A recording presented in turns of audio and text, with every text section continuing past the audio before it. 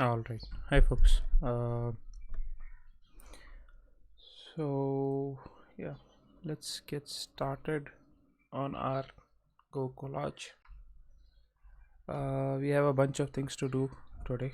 So we have few refactorings, and then maybe if we get time, we'll get to this part as well. But let's see what we have currently and how it's working. Let's make this bigger. Okay. Now let's delete all the JPEG files that are here so that we can start afresh. And right, yeah, okay, this is fine. And just a second.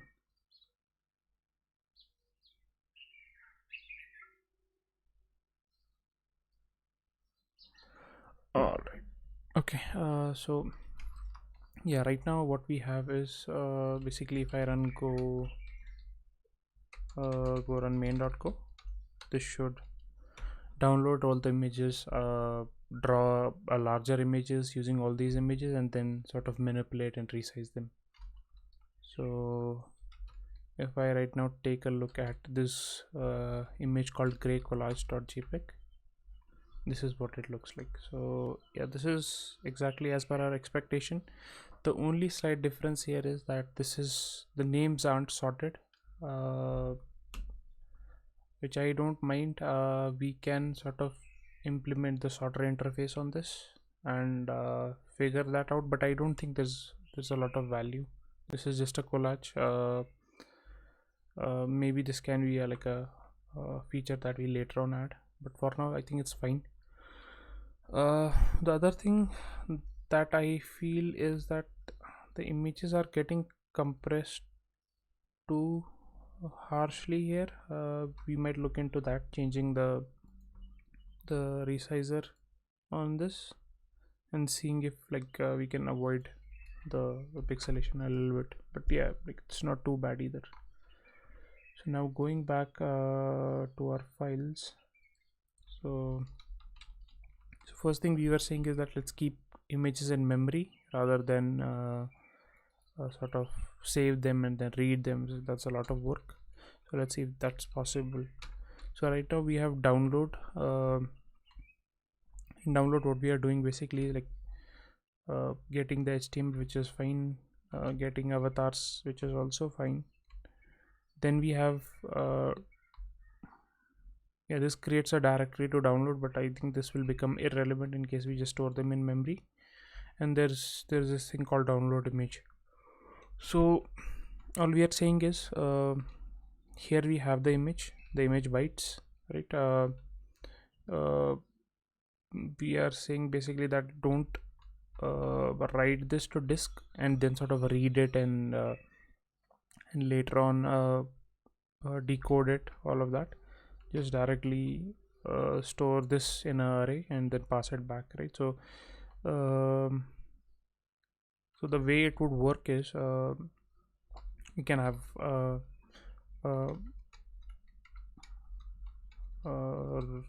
should we decode? I think we should decode as well, but then if we will decode, what would we decode these images into?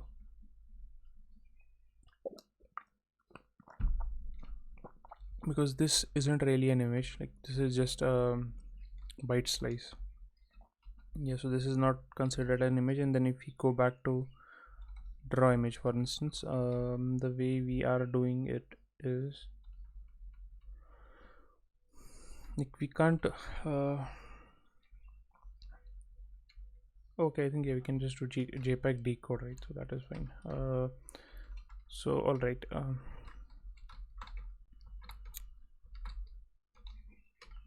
let's see if this is all committed, and then I can start refactoring. Yeah, I think it is. So if I go to downloads, right here, I can create a new array or a new slice called avatars.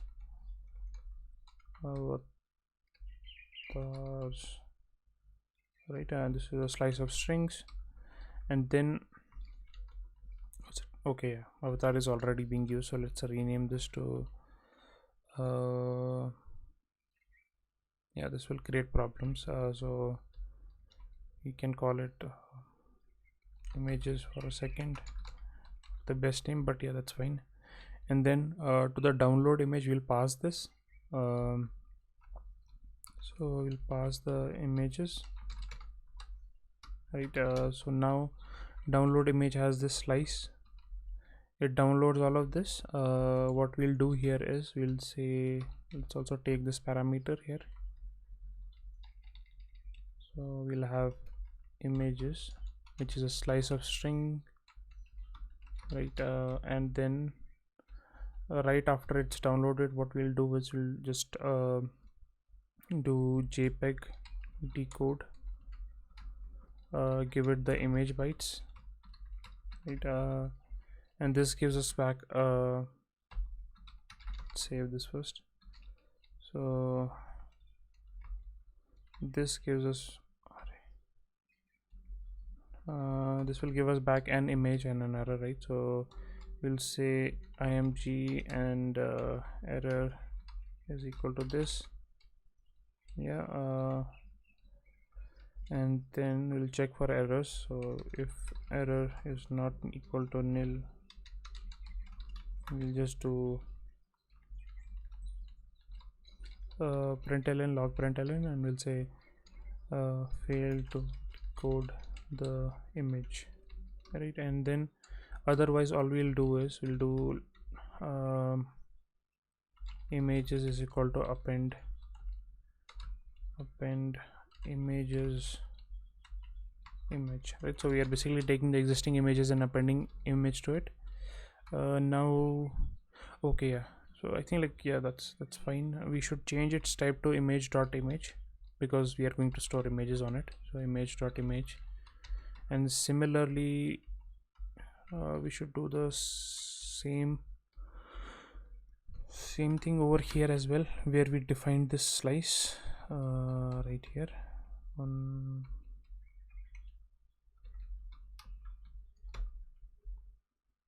right. So now it's not happy for some reason. Okay, no, right, can it take response.body? I think it can take response.body directly because it requires a IO reader. Yeah, it does. So we can leave this as is for now because I'm not really. Oh, we have another images here. Yeah, this is going to be tricky. I think like we have, where does this image come from? Images, is it is there a global? Yeah, there's a global one, so let's call it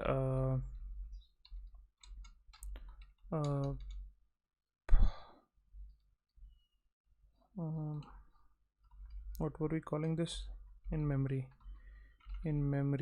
images. This is a very bad name, but yeah, once we sort of have this working, I think we can get rid of a bunch of code and then there can just be images. So that's how we'll sort of proceed on this. In memory images, and the same thing goes over here as well. It says undeclared name. Okay, yeah, we need to update as it as a argument here as well. I think it should be fine. No, still complaining. Oh, okay, yeah, I shouldn't have updated these. No, just a second, why did So what is this complaining about? Yeah, so here we also need to pass this, so that's fine. Yeah, I think it's all right now. So now this will keep appending these images in memory. All right, so the caveat here is that, like, we have these images but we don't have names for them. All right, so I don't think array alone is the best structure for this. We probably need a struct here, right, to append to this, because so that we can store a file name and also the image data as well, because we are already storing file names in this array, I think. Yeah, because later on we are returning this images, right? So what I need to do is, let's create a struct called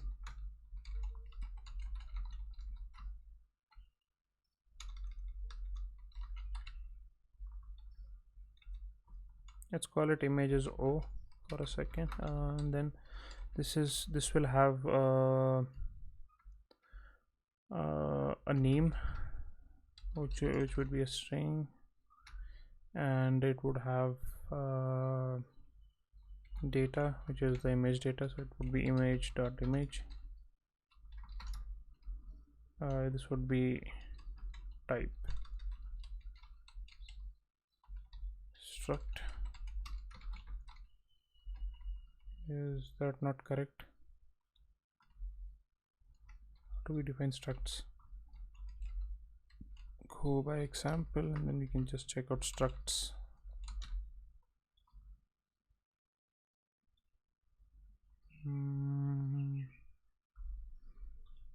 Okay, yeah, there's no colon here.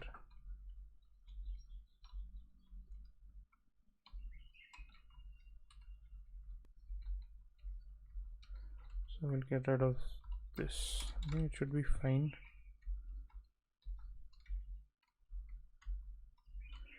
Right, this is fine now.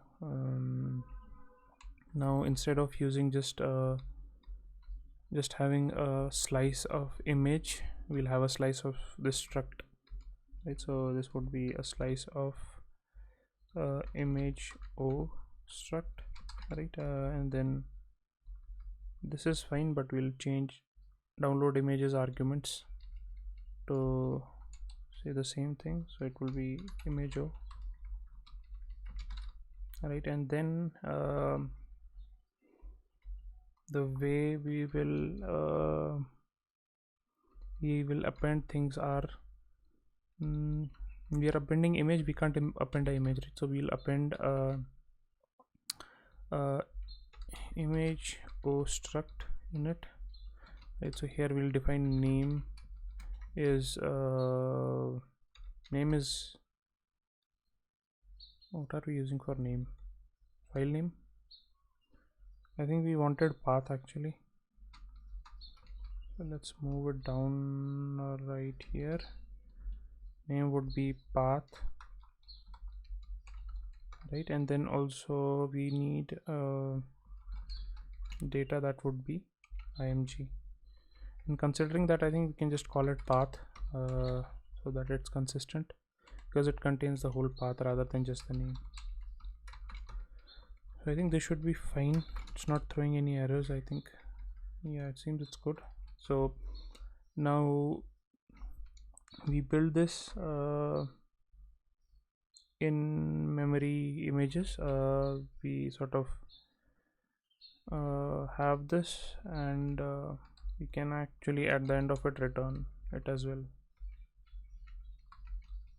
Or the other thing would be to just move it to the top, just like this, right here, right? So that we don't have to move it around a lot, and in that case you can just do this, go download image as well, get rid of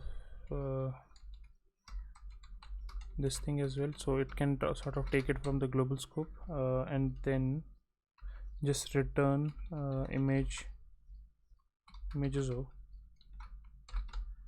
or rather it's not called images, so it's called in memory images. This is just the struct memory images, but yeah, this will break everything. So let's for a second just log it in memory images. So let's run the program. Okay, we have some syntax error. So in line 89. So what is the issue and why is it not sort of logging it here? Here it says it's expected new line, expected comma. Okay. How about this? No. Type image is not an expression on line 114. Okay.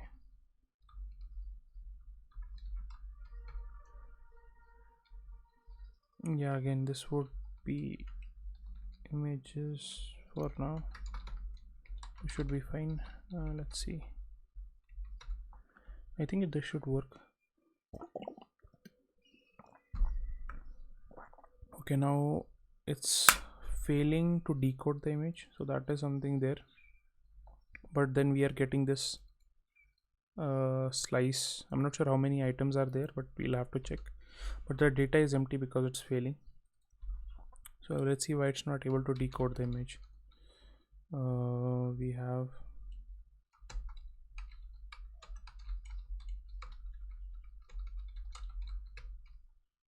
so have we used J-code decode somewhere else as well?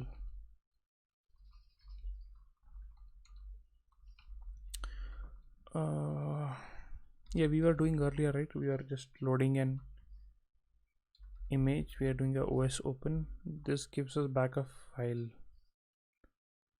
Okay, see.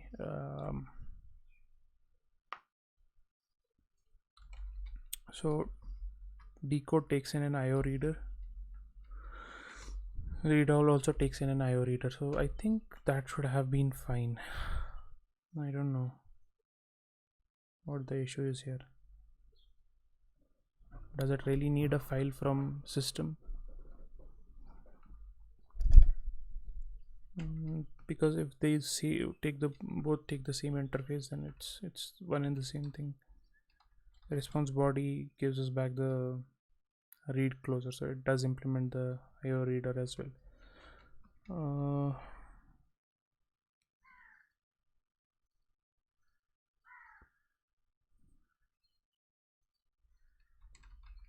Should we for a second not do this?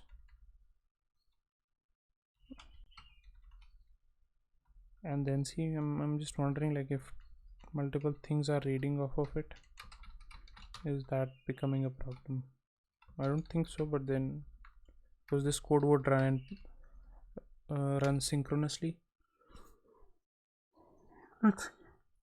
Yeah, apparently that was the problem. Okay, it didn't block, so two things couldn't sort of read off each other. Okay, that's good to know. Now let's take a look at this struct array that we are printing out. Let's see how big it is. So we'll go back to download. So we'll just do I think we can do a len around here.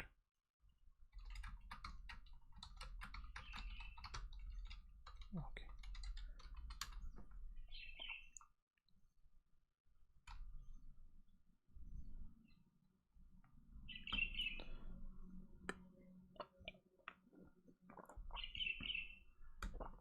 Okay, it says 120.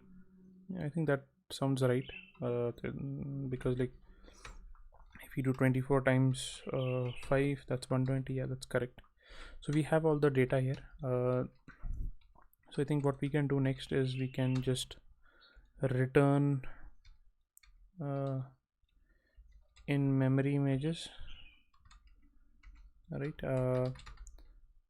And this will also change to image. Right, I think, why does it say image is undeclared? Image is okay.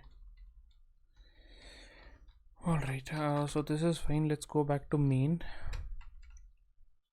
because now this is returning images. So draw image has to consume this rather than something else. So this would be images.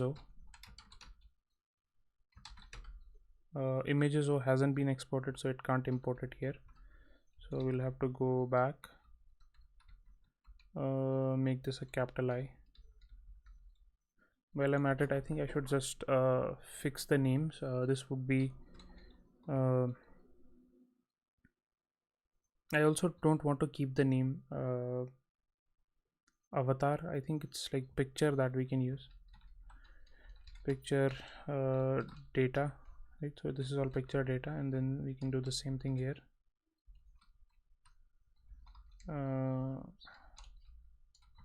Picture data, this would be pictures, right? We don't need images now anymore. If we scroll down, we are getting rid of this bit of code, right? So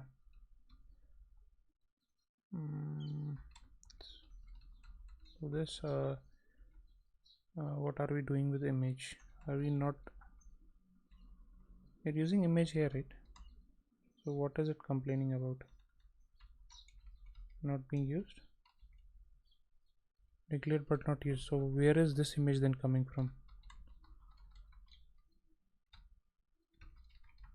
How about I save this and then check? We can get rid of this whole thing. Path is used but declared but not used, so it's also being used here, getting used here. So I'm a bit confused.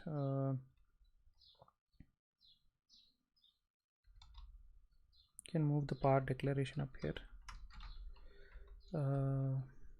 Image. Okay, so first of all, this is incorrect, right? So this has to be called pictures, right? And this would be pictures. This would be, I think like that might be the reason, because it's throwing errors. It might not sort of get to that point. Let's see now. Yeah, that error went away, right? So this is better. So we are dealing with picture data and pictures. So if I go down here, download avatar would also return. Okay, go down here, picture data, and this would return back pictures. I think this package is fine now. So if I come back here, and we can use picture data, save it. It says undeclared still. Is this, yeah, this is the downloads package. So why is it not figuring this out?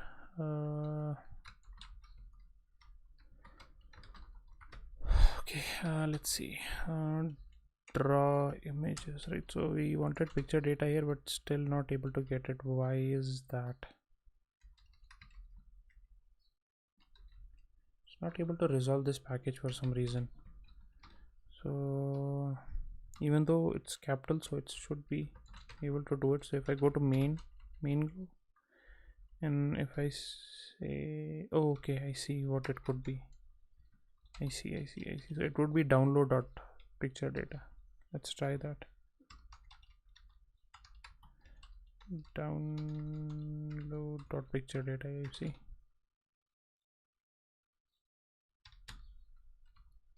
So this is fine. Then we are here. Let's rename everything. This would be pictures, right? And then same thing over here. Pictures, and then same thing over here as well. Pictures, and even here too. Pictures, right? And then len of pictures, then updated len, and then instead of total avatars, I think I can do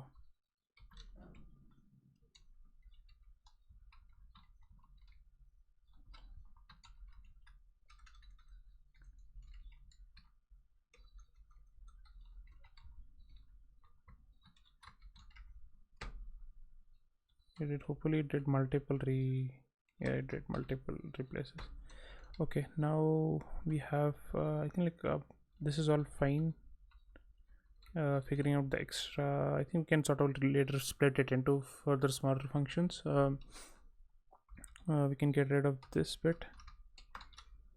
This is all fine. We need to replace this with pictures.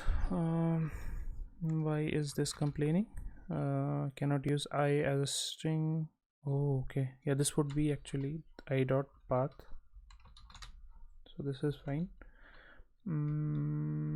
Then we decode. Okay, now we don't need to open it. That is the change.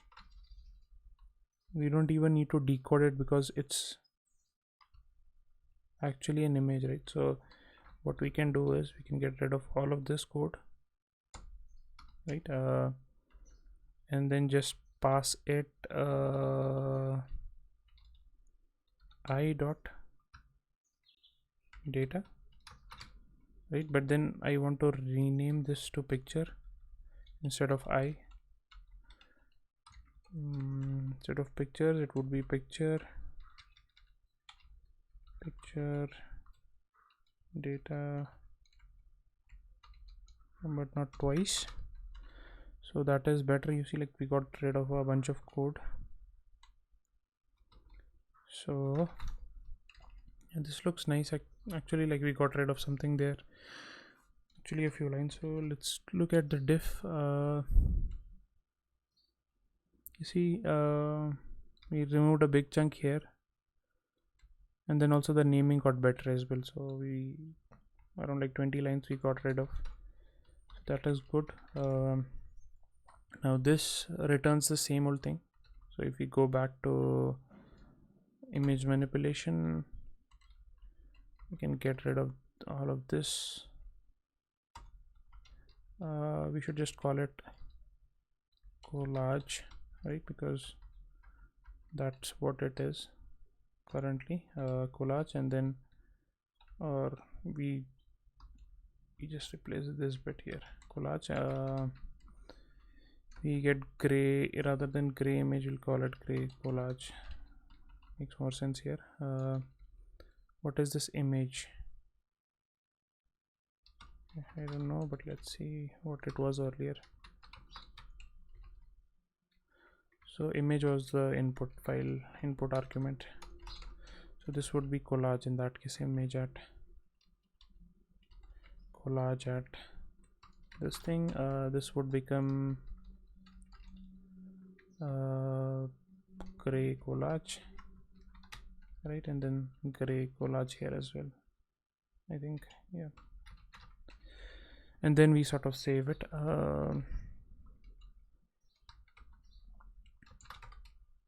Which is fine. Let's do something like this, right? So let's try running this and see if everything works. So this like is a first round of refactoring, and then I also want to do a pprof on it so that we can see if it's slow anywhere, like just moving things in memory, does that slow down things? Okay, one, like why do we have gray collage? So I want to check that. We don't have anywhere gray collage. Do we have? We do have gray right here. So this is fine.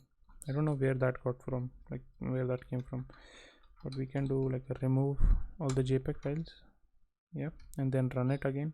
I think this was from the previous run, maybe. Let's see.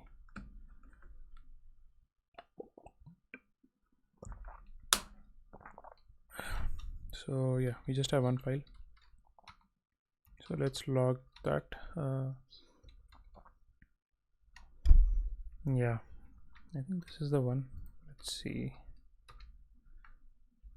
Yeah, this looks fine to me. It has all the 5 rows, so this is working as expected. Let's do a pprof on this. So I hope I have, yeah, this is here. So I'll do this. I'll do a go build, right, and then do a collage. This will generate the profile, I think. Yeah, so we'll do go tools, and then profile would be, yeah, this is correct. So we'll open the prof.pdf file, which is this one. This seems to take 5 seconds. Dropped 101 nodes. I'm not sure when it has to drop these, but let's see. Resize is taking this amount of time. This is all HTTP. This is download images. This is the decoding part. Yeah, I think like image manipulation is still okay. This is like that. It takes like 1.3 seconds. The main function, I think, like this would be a go routine. I'm not sure if this, yeah, this could be a go routine internally. Download is as go routines that we know. I think overall it's not too bad. How about we do a time on this? So do time collage. Yeah, I know, like the HTTP part is always going to take time. So yeah, it's 5 seconds, 5.6 seconds.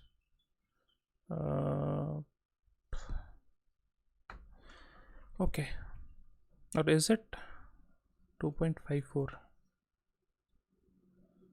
But yeah, okay, I think like that's fine. So that is working. Let's review what else we have. Keep images in memory, we are done with that, so that's good. Then we have a return errors from each package. Yeah, this is something I was keen on working on, because this pattern I'm not really familiar with on what is the best way to do it, but let's see.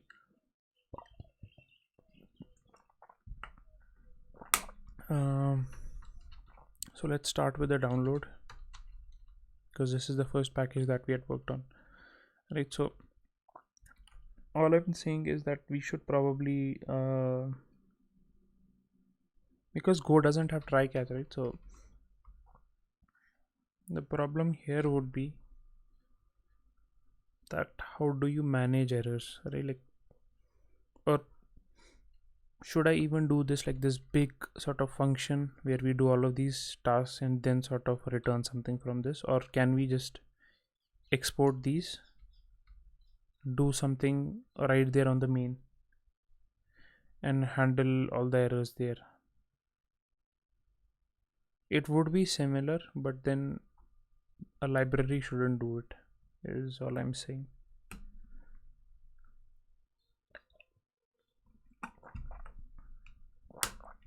Okay, let's see. So if we go to the first thing, which is like get HTML.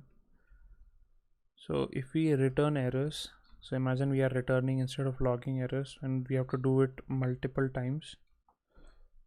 But yeah, that is fine. We can just do early return. The important part is like we'll get a error here as well as an argument. So how do we work with that? Like I'll have to deal with it like 3-4 times here, like at least 1 2 3 4 times here.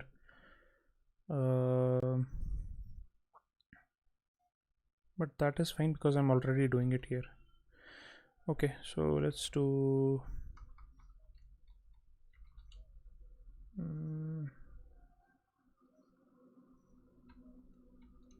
do fmt.sprintf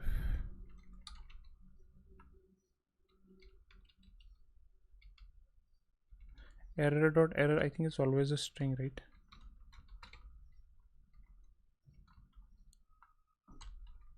Why doesn't error.error do anything? So error is of type error, so error is a function which returns a string, right? So that's fine. So what it can be is we can do a %s, and that is it. No, some errors. There's some error here. Yeah.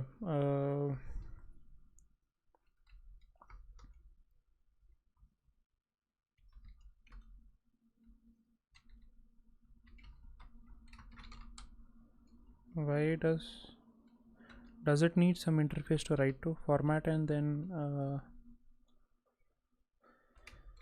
no, I think it's fine. It takes a format string and then an argument array, right? Argument slice, just like a empty interface. So okay, I think like the error has gone. So what we do is like we do the return now would be array of bytes or error. I think this is the interface that is usually used. So we'll do return nil comma this. So that is fixed, but then why is it sort of okay? This would be not err but rather error. Now why is this complaining that yeah, this is not really error, right? So we'll do missing method error, right? So how do we create error, new error? I think we can just do error.error, errors dot, or can we do fmt.error f? Yeah, error f I think does the same thing for us. Now we'll do the same thing over here as well.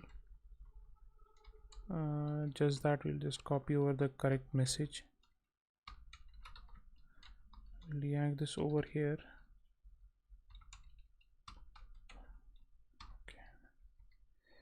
Okay. Vtel dot and we'll paste this. Okay, didn't copy the right thing. Yank vtel dot, paste this over, and we can get rid of this thing. And then finally, if everything goes right, we'll just say like the error is nil, right? So that is fine. And now in this case, right here we'll just get a HTML and an error. But yeah, how do we still deal with this, really? I do want to return. Can I still do like a return? Okay, can I do a return? I can't do a return of. And what is the point in case I get errors, right? I can't move forward really. So I'll have to do like a if error is not equal to nil, return error, something like this, right? So this function also would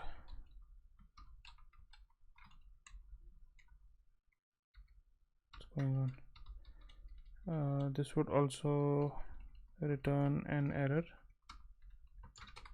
and this would be nil in this case, the first value. Okay, we'll have to do it multiple times, but okay, let's go ahead with this for now. Then we have,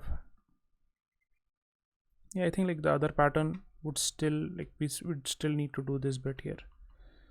So we have get avatars. This doesn't return, this doesn't have a, like I don't think it has any sort of scope of errors, right? Nothing here that we do returns errors besides this thing. I think like compile we should do, and we can then sort of receive errors, right? So we can now do if error is not equal to nil, we can return an error saying that failed to compile the given regex. I think this should be fine, and then what we'll do is we'll tell this function that it returns errors as well. So the same thing would have to apply, but we're just checking like if we do need more things here, but I don't think we do. This would be nil here, and I think it should be fine.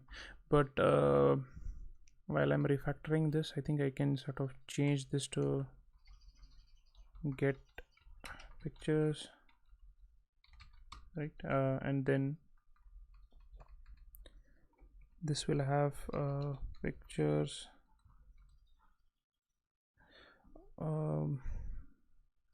We can't use pictures because but then this is also not returning pictures, right? Like this is picture URLs, something like this. So this can be picture URLs. Same thing can be used here and here and at the very bottom as well. So in here we'll also rename this to picture URLs. This actually gives us back an error, so we'll handle it here just by doing an early return. And we don't need downloads directly, but I'll come back to it in a second. We'll just pass pictures URL right over here. It's missing a return, so it actually should be return pictures. That is fine, but then because there's no error, then we'll just do a nil for the error. Okay, so this is good enough. Downloads directory, I think if I go to this, we don't need this anymore. I'll just delete this. I'll delete this bit as well. Let's add some white space over here. Now let's go to download images. This will have a bunch of errors that we need to handle. Oh no, not this one, but then the other one that it's using. This one would. And this is going to be tricky because this is a Go routine actually. How do we manage that?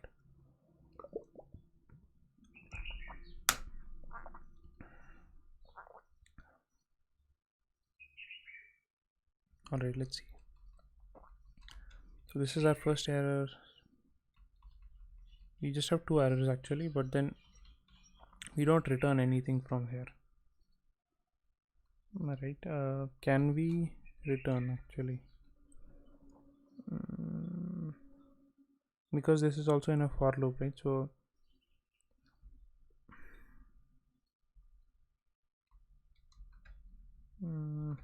let's see. So if we go back up, copy one of those strings here, maybe the whole thing. So right over here,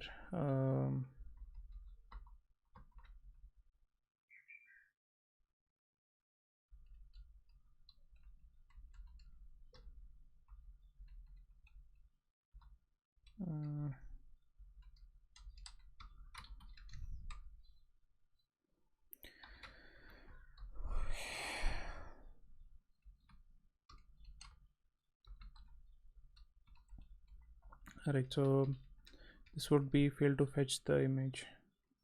Fail to fetch the image, right? Instead of this, and this would return back. I don't think we are returning anything but errors, so this can be just errors here, error here, and we don't need even a nil here in that case. Alright, so this is one. Let's copy this over to here. So this would be failed to decode the image. So we'll get rid of this line as well. Now at the very end we'll just return nil because everything has happened successfully. So we need to handle this now. Like now we are returning everything nicely. So all I'm thinking is like we'll get an error from it. I'm not sure. I've never done like taken a return value from a Go routine. Can we even do that? No, it seems like we can't do it. So let's see if there are like patterns for this return errors from Go routine.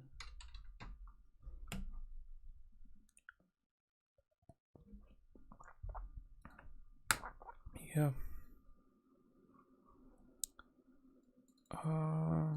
Okay, I see.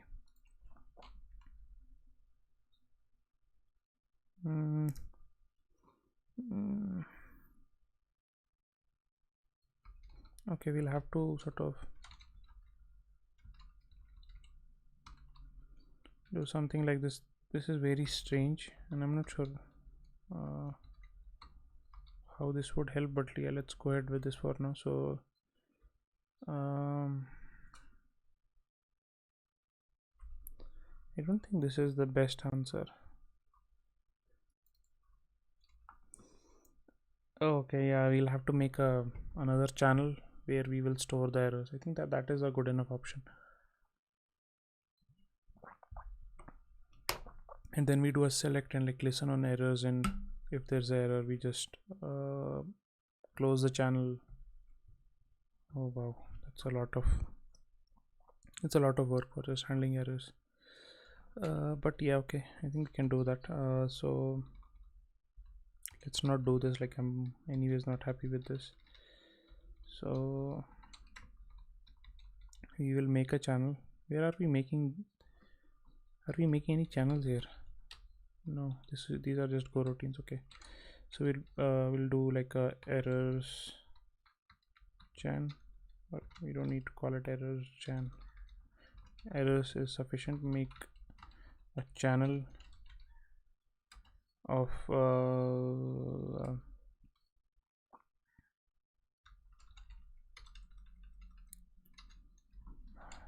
but what would we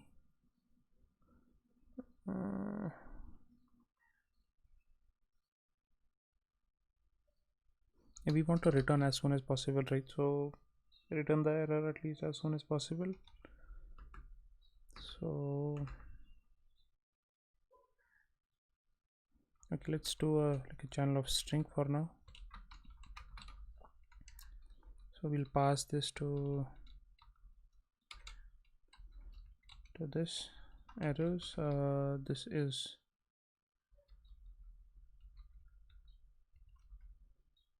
errors is going to be a chan of string.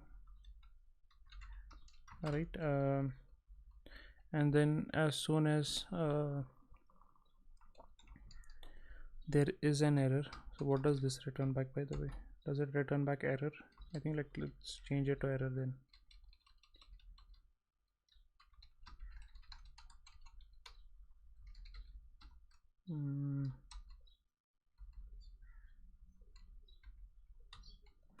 This is fine. Now let's go to line number 23 or 23 lines above and do a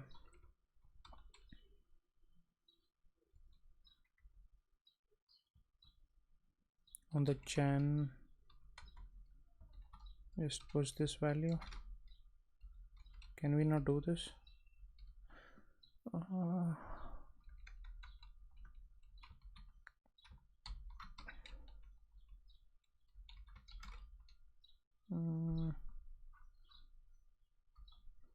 Yeah, this is what they're suggesting as well, right? If in the chan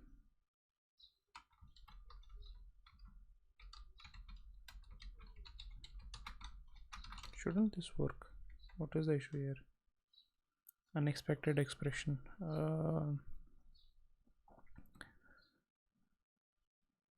is this not working?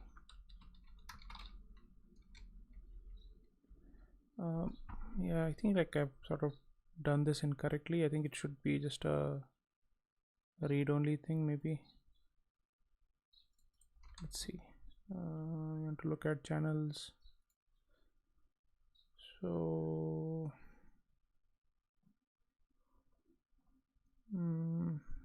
channel buffering. I want to see like how do you take channel as an argument. Yeah, done channel bool, which is fine. We have done like error channel error. Okay, and then we are just passing true to it, so this should actually have worked. Let's do it here up top to chan to this add. It's already complaining, like that's the problem.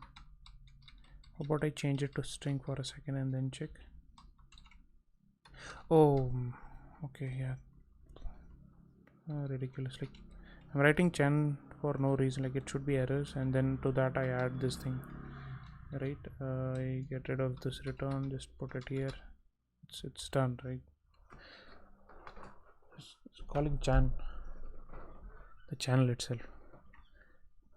Okay, so this is done. The next thing is that like how do we sort of manage these errors now? So we can have another for loop here, right? And then we can have a select in here. So in case you have a case that case we get value on the errors chan, we do something like what do? We could probably just return, but how do we get the value? Can we store the value and say like I? What does it complain? Undeclared? No. We want to read the value of the chan, right? So let's see, going back, and I do want to do it within the select itself, so I think there are some patterns around that. So if I go to select, there's no there's a case here. Yeah, we do colon equals. Okay, simple. We do error colons equal, is this correct? This looks correct, yeah. And then we return error, all right, but no result value expected. How come? This is a chain of errors. This is an error. We return something. Is it saying that like we are not expected to return something? Is that the concern here? I can do this. Error. Does that satisfy? Okay, it does. So, but then if we get up till here and there are no errors, we can just return nil, and that should be it. Now why is this complaining? It's complaining because but oh, okay, yeah, I see, because this is an infinite loop. So we move it up, and the same thing for weight group as well. But at the same time, I'm not too sure. Can we just move this select list in here and be done with it? Yeah, I think this makes more sense to me, because while the go routine is working, we are also listening to the errors. Let me actually move the select above, just so that like it's always listening even before the go routine. But let's do it after the wait group. No, now it has some other issues, like this is unreachable, because yeah, there can be a return before that. Okay, I think like this is fine. And this, since the above one is a Go routine, it shouldn't create any problems, and we'll have to test it anyways. Okay, but yeah, the download as such shouldn't return any errors now. Like the download image is just appending values to the array. So on the line here, we can just get rid of that return nil and get rid of this error as well, because the errors are being handled within the channel. So we'll do like on errors append this error, this bit. Yeah, I think this is good. Now I'll probably move this up here, or let it be here close to the context. Okay, so if I go down here, we have download images, and this also returns an error, right?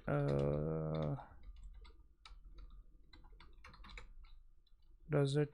Okay, we don't need to redeclare errors because it's already declared twice above. And just to validate, yeah, this does return errors. So we'll probably just do, yeah, this pattern. Like, can we, I'm not sure like how we can sort of avoid this repetition. Like 3 times I've done the same thing. Okay, but that's fine. I think like till we figure it out, this is still better in some ways. And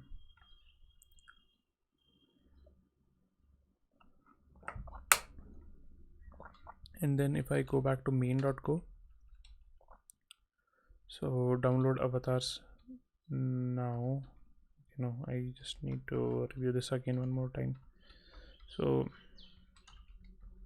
this right now, okay, it's returning multiple items. So this one would be pictures and the other would be error, right?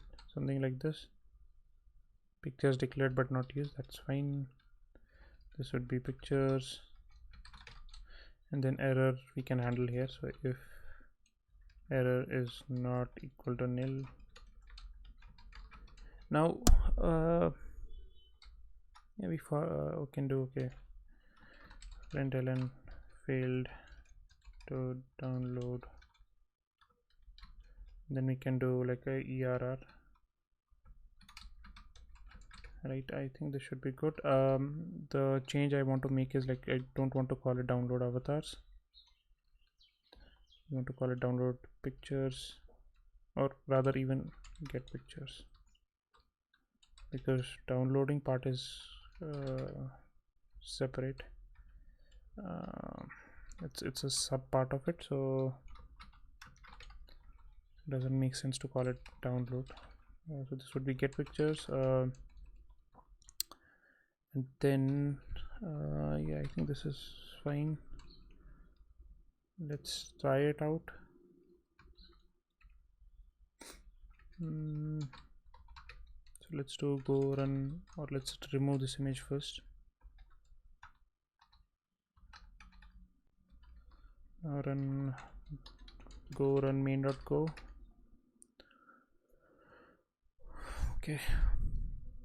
Okay, this is stuck already. Yeah, I think like there is some issue with the channel.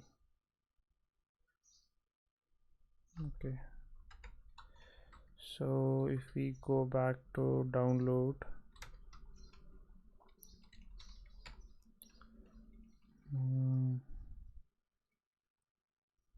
so I think it's stuck here, because like once it downloads the first image, then it sort of blocks here.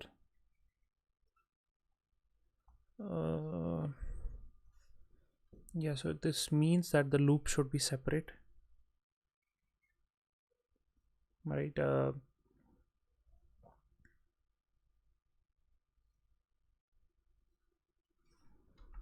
Which is something, oh, or maybe we can just do a default case.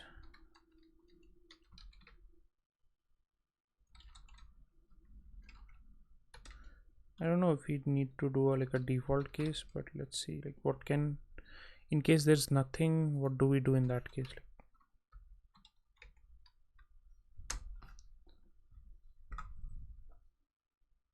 Okay, so it ended immediately because we returned. So what if I don't return at all?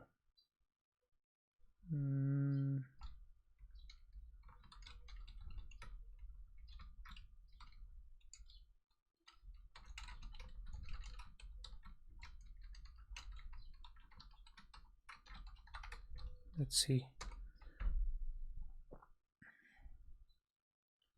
Yeah, although now I'm also wondering like this select,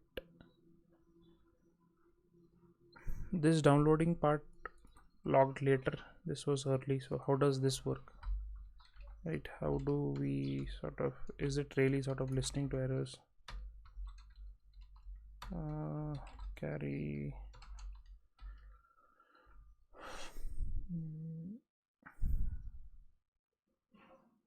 yeah, I'm not really familiar with channels and select, so this might be completely off, but okay, I think we can just keep it empty default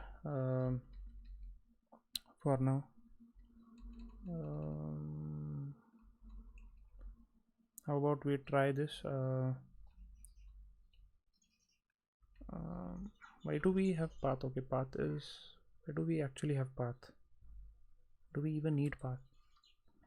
If we have okay,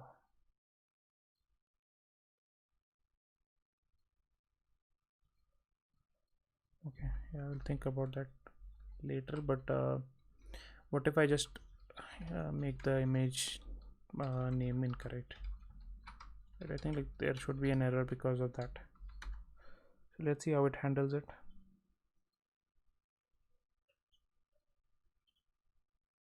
Yeah, it doesn't handle it properly, I think, because it's stuck here. Okay, I think like there are some issues here.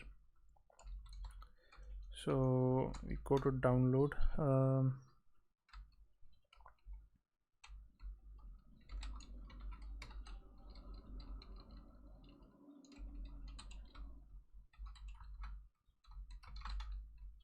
Okay, so we are adding errors on the channel. I think it's just the fact that are we pulling them at the right time?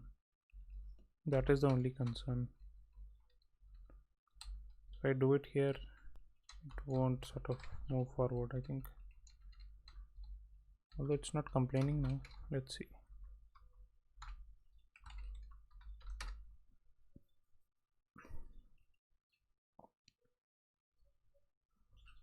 Okay, this didn't throw errors, but that's fine. Now let's sort of break the URL in some way. So maybe just like make an incorrect base URL. Yeah, as soon as there's a value on the channel, it should pull it, right? I don't know what it's doing, but let's see. Let's log it in the select list. Here is our select. So we'll say like t.println error.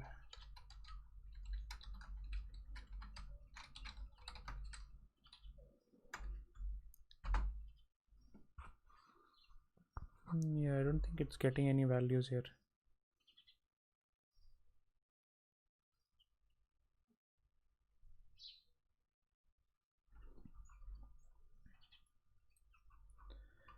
Go selects let you wait on multiple channel operations. Combining Go routines and channel with select is a powerful feature of Go. For our example, we'll select to select across two channels. Each channel will receive values after some amount of time to simulate blocking RPC operations executing in concurrent routine. Okay, so they set a wait sleep on these and then send a value on them through Go routines, and then we loop over this twice. I'm not sure why twice. Is it because we are, but then we are listening to the two go routines here itself.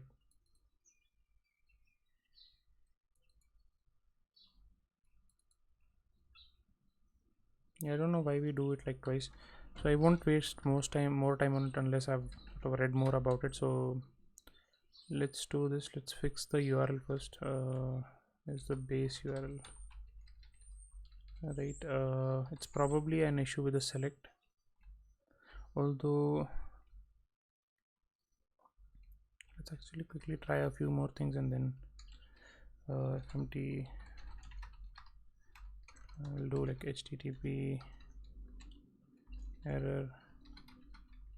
So at this stage it will add this error on top of this error channel, right? So we are adding this to the errors channel.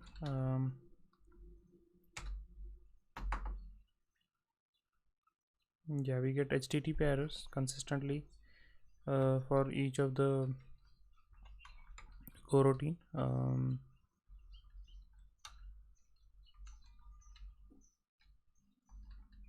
Right here, and then so this channel is updated. I think a problem could be that we are passing a copy of the channel, not the reference. So yeah, I think that can be a problem here. But are we passing the channel? Yeah, we are. Okay, so we'll say like we are passing you how do we do it? Like, do we do star? No, we do and, I think, right? Cannot use and.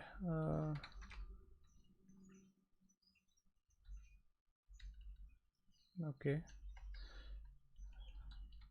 so this is an error channel. Yeah, I think like that might be the problem. Golang pass channel by reference. So our, oh my god, Stack Overflow seems to be down. No, it's up. Okay.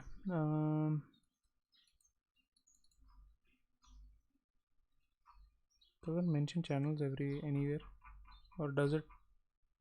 Okay. The built-in function make takes the type t, which must be a slice map or channel, optionally followed by the specific list of expression, return and so on.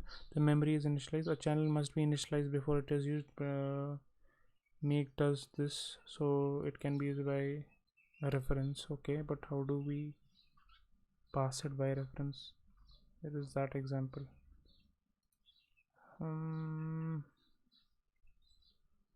There is no pass by reference in Go, but we do need a pointer to the channel, right?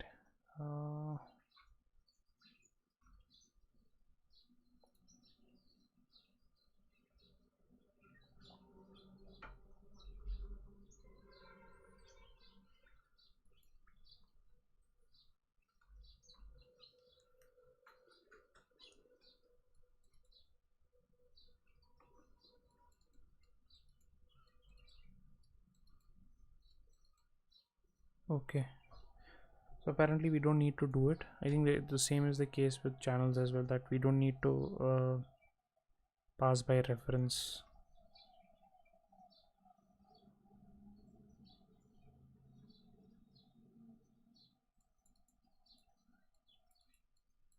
Okay, similar to, I think like the same would be the case with channels as well, that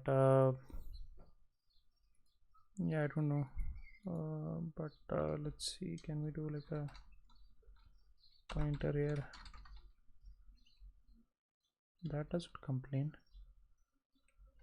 but here I think like there's some issue. Non-channel type. Okay, I think this is fine. It's probably an issue with select. We are trying to read off of the select. Let's not even get the error. Let's just print out that we got an error and just return nil.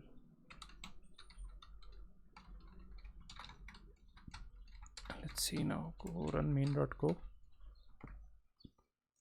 We're already 1 hour and I don't want to spend more time on this before I figure it out in more detail.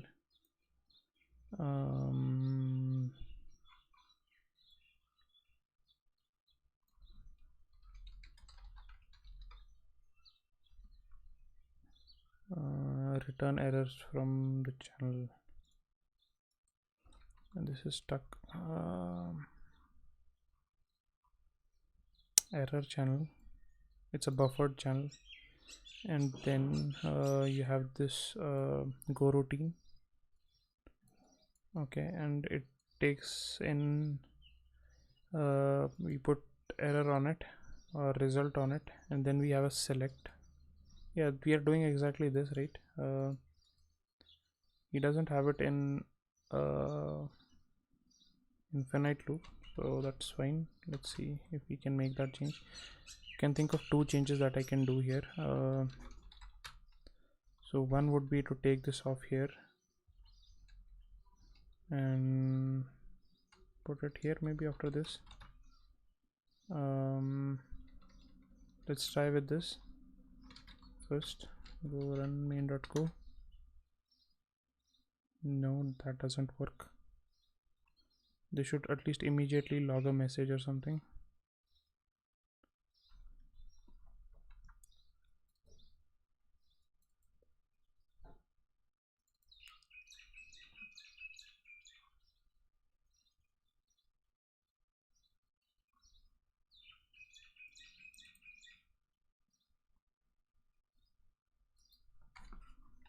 Okay, how about we do this? I think we can. Yeah, this is actually a good idea here. That after we do all of this, right? So after we do all the looping, and if there have been errors, what if we just do like errors and just do fmt.println. This will log an error, right?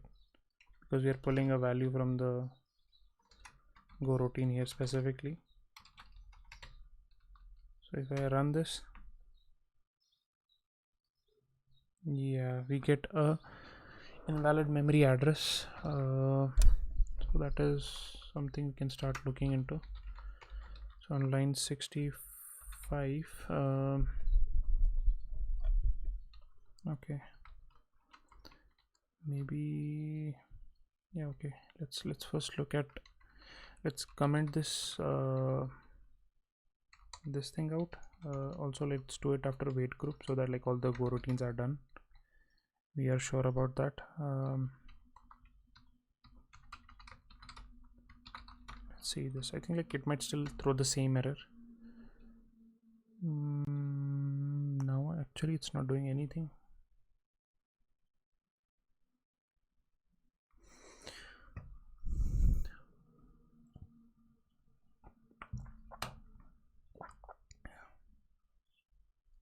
Why is that? That's not doing anything here.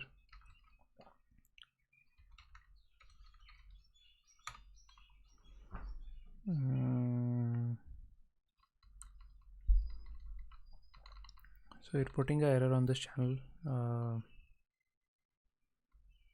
right?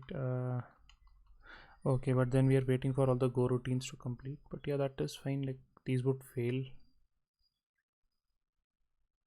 and it would move on to the next one.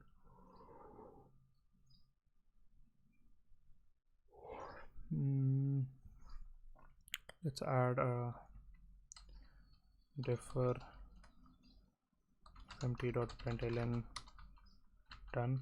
So this is basically like saying that this channel is done. I'm not sure if any channels are done right now, because like if they would sort of stop. They would sort of move to the FMT from the channel that we have done. So that is not really happening right now.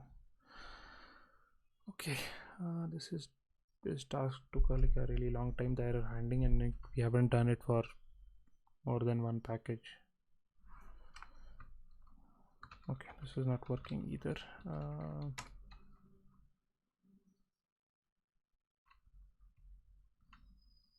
So what can we do here in this case? Let's add a print line after this. Let's see if this works. I don't think this would work either.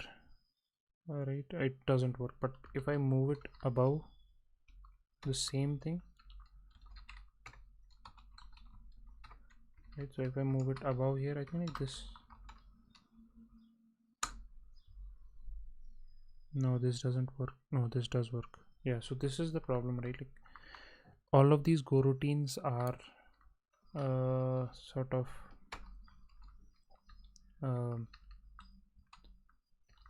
because they are in parallel, right? So they can log the hello, but then right at the moment where we are sort of pushing this value on this errors, yeah, right here, right on this errors channel, I think like it sort of breaks and sort of throws errors.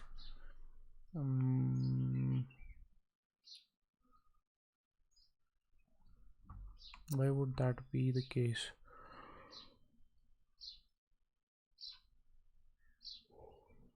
So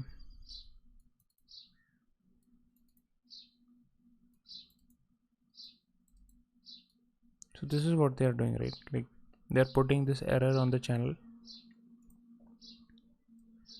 and that is it, right? Like they take in password string a channel called ch, which is a struct of string and error, and yeah,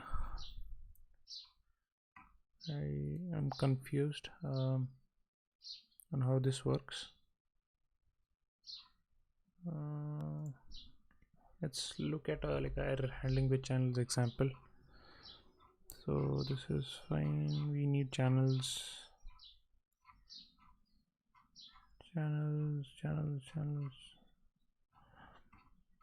This doesn't use channels either. This.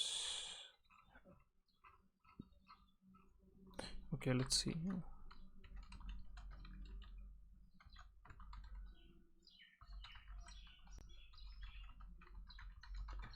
Yeah, let's see if we can find something here.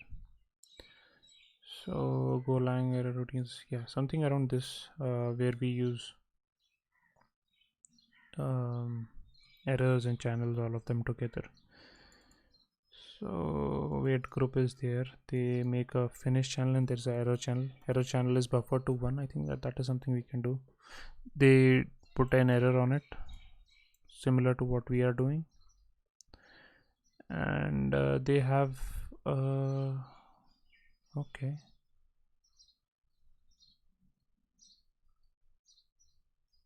Do I need to close the channel? Is that the issue?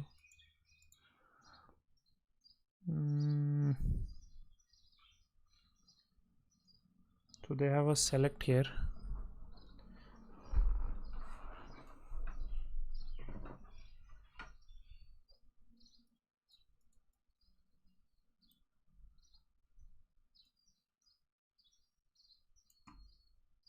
Okay, I'm not sure about this pattern because we are the way we are doing it, I think it's fine. The Go routine itself will sort of complete each. They are not doing a done here, right? No, they are doing a done here. I'm not sure why they need this. Okay, their case statement is outside. The select statement is outside. So in case there's a value in finished, they do nothing. In case there's an error, they return the error. But then they're closing the finish channel. They're not closing the error channel though. But okay, so a couple of changes that we can make is make this to a buffer channel with one item, right? So and then you're passing this channel over here. And then we do a select case here. So in case there is a value in errors which will store as err, we'll do error return err. I don't think we need a default here.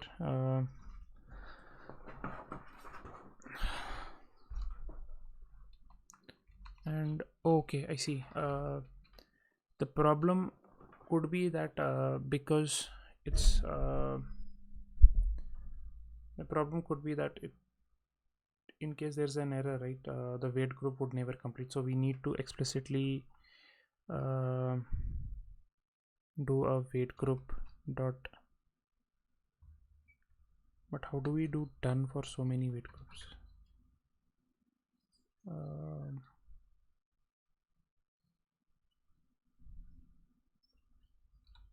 We can't do done, right? Like, because the problem with done is that it will just do it for one go routine rather than all of them. But let's see.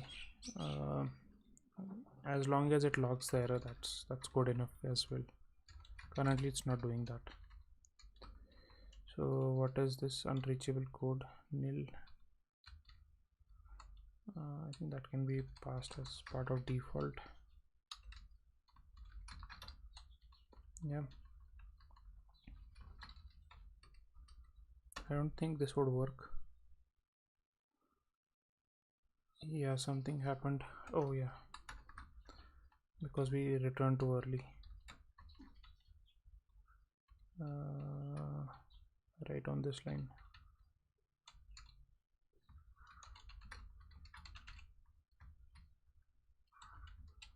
We can do default here.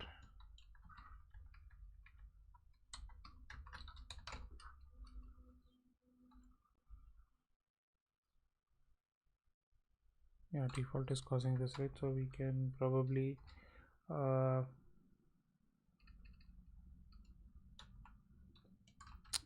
let's see, why is it not going to the errors is my concern over here, because like this has an error, right? So there should be something in the error channel. Why is it jumping to default? Let's do a wait group dot done in this case.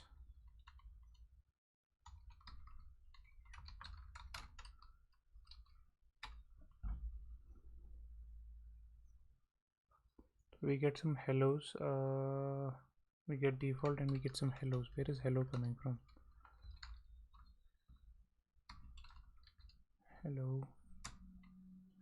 Yeah, so we get errors and then it doesn't. This is pretty confusing.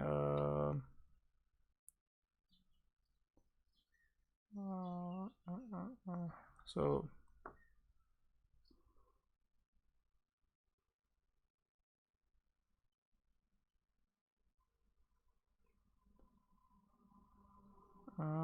okay, I see something. I can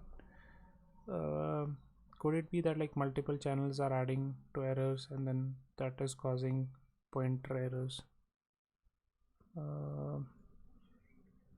But how do they deal in this case? Error channel, they add one in each iteration, make another channel here, loop over them, create a go routine, do all of this, and in case there's an error, put it in error channel. So I think like putting in error channel is because it's buffered, right? That shouldn't be a problem. So let's run it again. I think the error should still tell us something.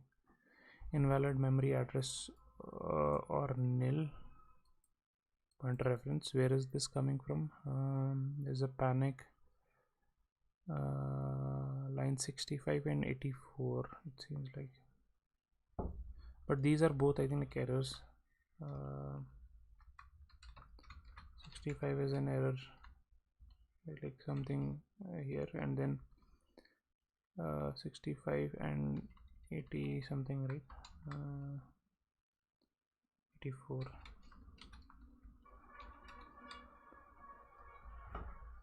Okay, so from this originates this error.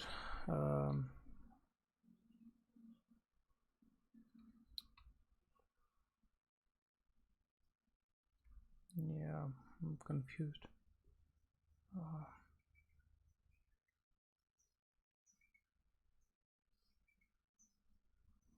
I don't know how to proceed here, because my Go channel scales are limited. So the problem is, I think, like, let's fix the URL, let it continue, and I can sort of look into it tomorrow or later today. Let's move on to our other tasks. But I think, like, it's completely broken now. That's another challenge that we have. I don't think it's working anymore. So how do we deal with that? You can't just revert everything back. So let's see what is going on. How about we get rid of this select altogether, right, so that there's no done. We can probably go to line 20 here, return a nil. Ri here, I think this should be fine. This is our download images. Let's try running this one more time. Hopefully it works. No, it didn't for some reason.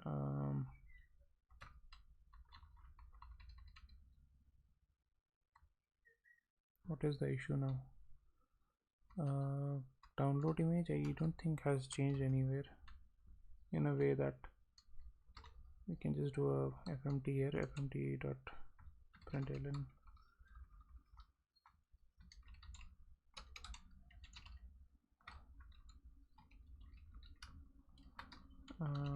Same thing over here as well. Let's just take a quick look. No, there's no errors here, so let's take a look at main.go. We're getting pictures. Let's log the pictures. fmt.println. We get pictures.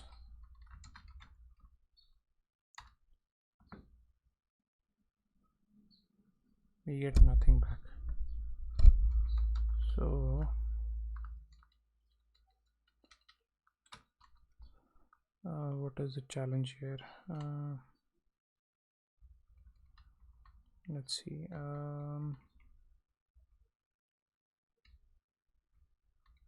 Are we getting picture URLs here?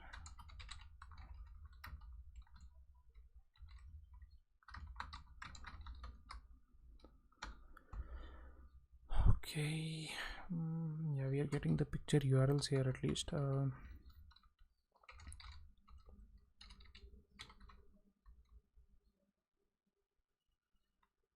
So this is all fine.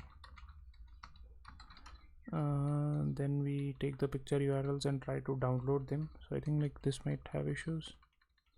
So let's see if we sort of print out. Oh, this is download image. Oh, let's see. Let's do this.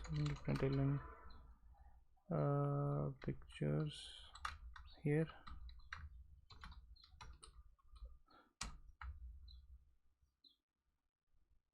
No, nothing coming up here. So is this even getting called? I think it's a more pressing thing.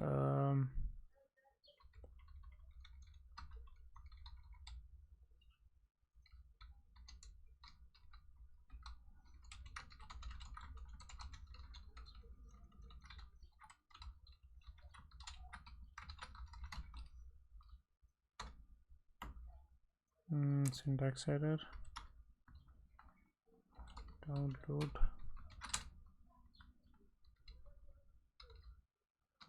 Something here. Oh, did I delete something? Seem to have deleted a bunch of things.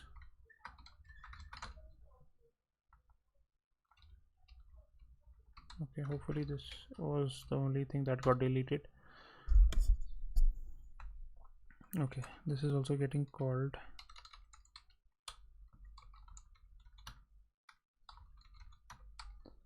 But what about is it getting stuck again here? Yeah, but then error is not called at all. So let's do fmt.println again.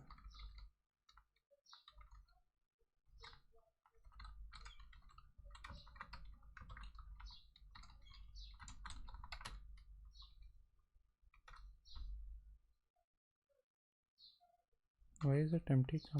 Like it's not even, I think, like getting to that point. Let's see.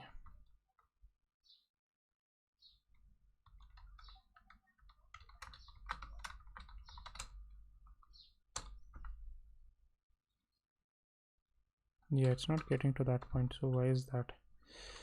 Let's see, downloads. So what are we doing here that is causing this? Like, can we comment out these channels and then see? Probably it will throw an error saying that errors is not used. No, it doesn't. That is also weird. It should have thrown an error that error channel is not used.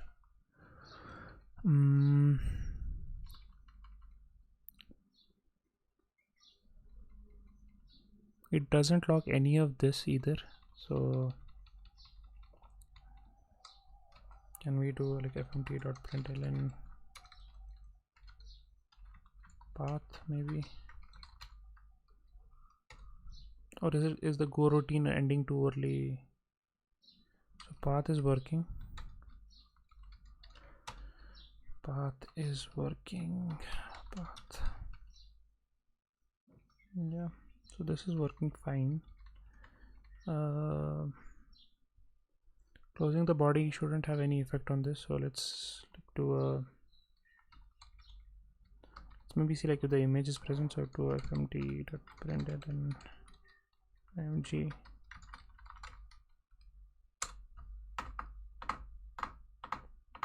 No, doesn't get to that point. img is being printed here. So how about we move print here? fmt.println. Let's just use test.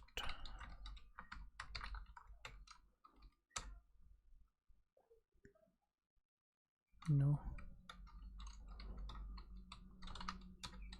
So how about here before this differ?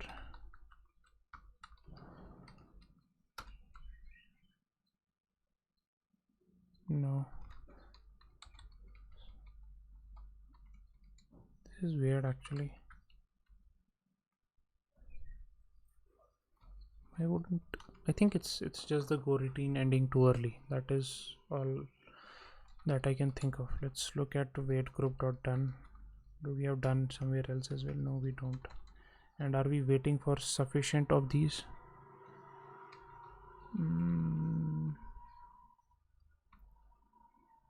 We're adding.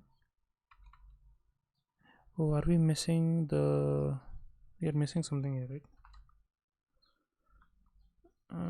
Wait is missing. Obviously, this will return early. That was ridiculous. Let's remove all those FMTs. Where is the FMT? My FMTs? There is error then. Thought we are logging errors somewhere. But let's see.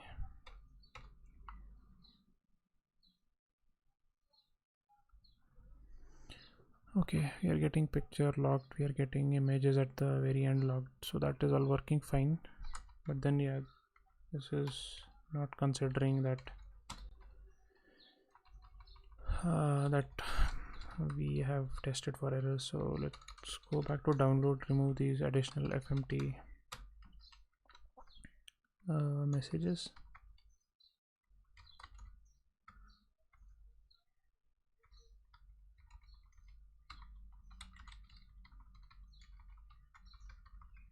I think it should be fine now. Let's try.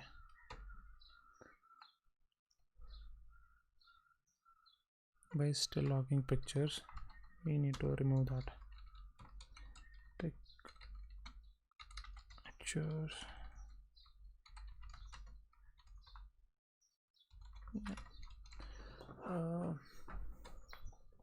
I'm not sure when I had removed wait, but let's see. Like if we break the URL once more, I think log wait was already there, but I want to check like if okay, it says the same error.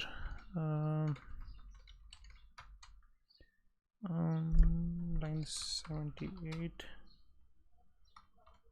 What else? 65. I'm not sure why it sort of throws an error here.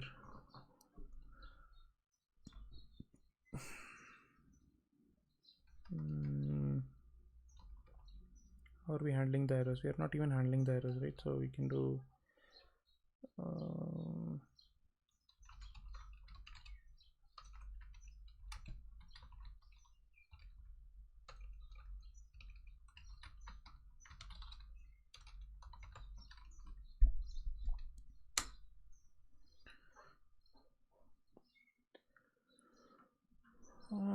no, we are not able to get a value from it.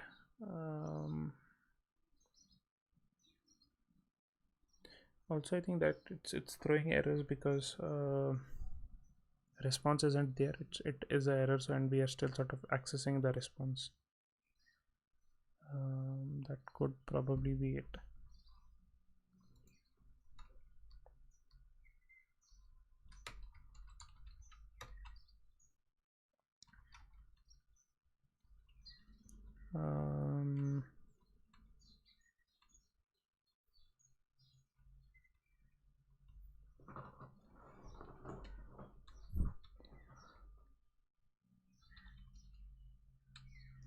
What about if I do a return here?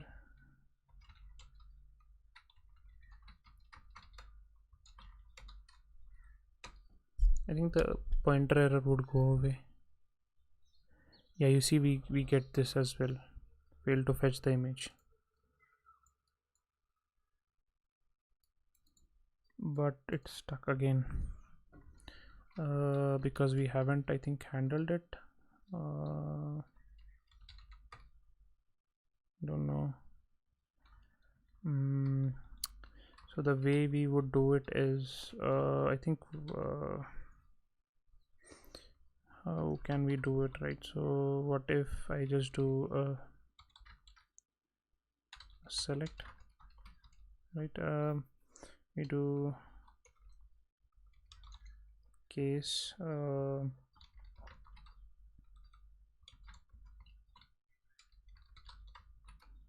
right, and here we'll do like what can we do? FMT error,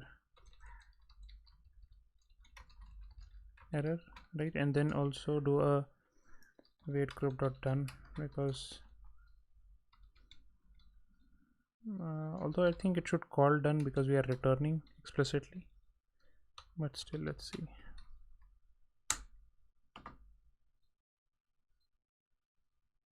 It gets stuck after the first one. It doesn't sort of move on, which is a problem. How about we don't make it a buffered channel?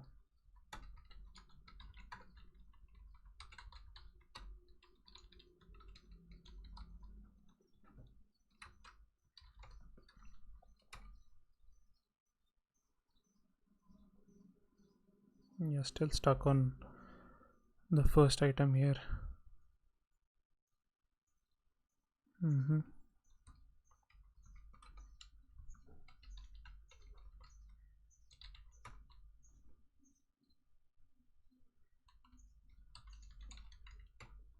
And what if we don't return anything? Where is this? Does it still log the first item, or does it not log that even? I don't think it will log. Yeah, but then we get this error with the pointer reference.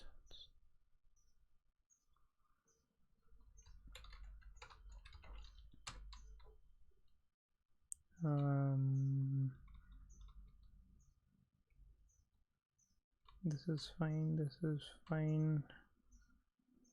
This one is the one that has errors, right? So how do we deal with this? Let me take a look, just a second. I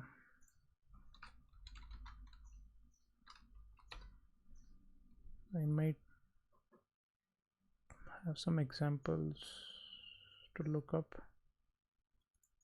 I don't know like if this would work or not. Let's see.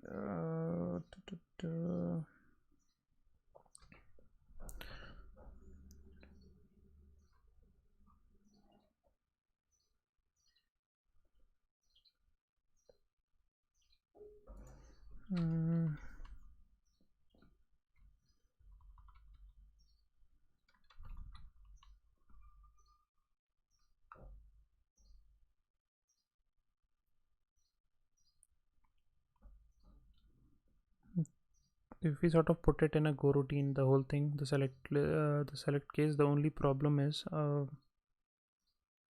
when do we end this? But yeah, let's still try it out. So if I do like we do a go func. Alright, this is all a go routine, and this goes within a for loop.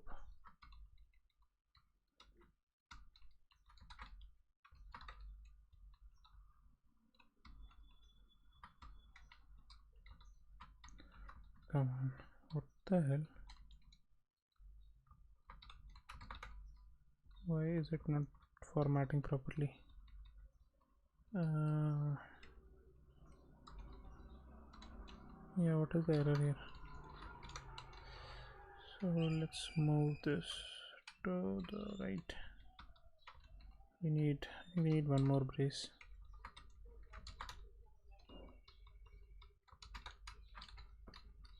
This will throw errors. Expression, okay, yeah. We have to call this function as well.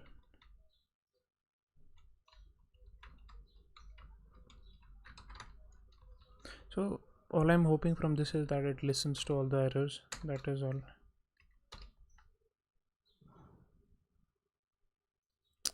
It doesn't. Just a second, let's see.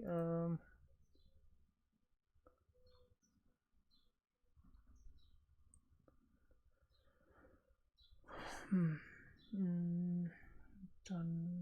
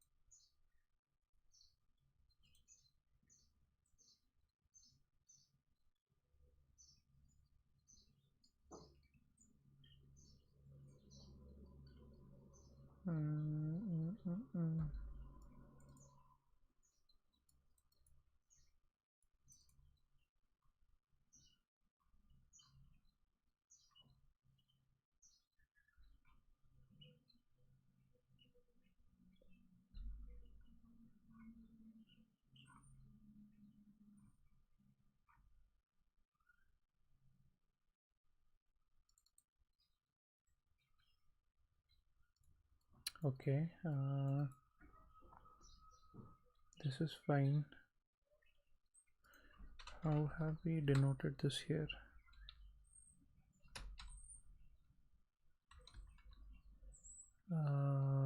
Download image.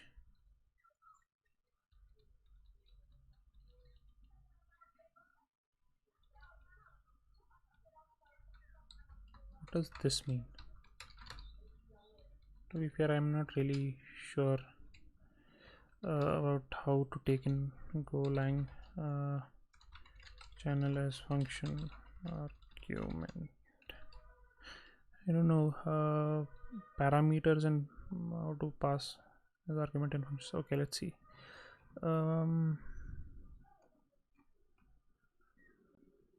Yeah, what does this mean and what does this mean? I would recommend that the direction is passed everywhere it is possible by including the arrow, channel, this and this channel. Or you are achieving three things. You are making it clear that the parameter is an end of channel. What you're making it clear that the parameter is an end of a channel. You are expressing clearly which end is being supplied. You are giving more information to the compiler for checking the function bodies tries to use the wrong channel. Writing to the channel, right? So this is our case, reading from the channel, reading from or writing to the channel. Okay, I think like that would have been fine either ways. If we don't mention specifically what, even though we are writing, so it's fine. I don't think that changes anything. This is reading when it's in front. Okay, just a second.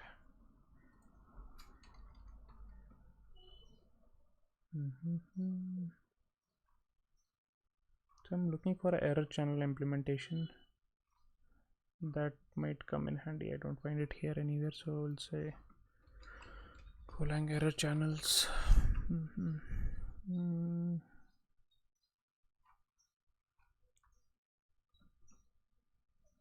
Send on close channel on error in multi-coroutine. Okay, let's take a look at the answer. I can't close the channel at this time. We can probably do a defer close errors. This can be done after everything is done, so because we don't need it post that. So let's do go run main.go. Yep.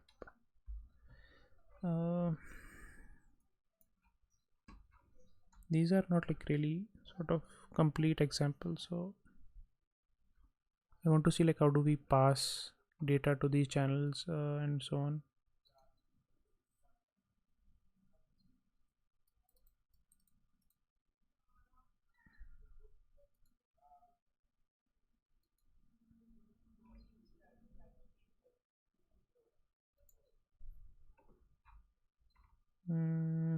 Creating custom errors, go channels. I think like it's not really about errors but rather like how channels work.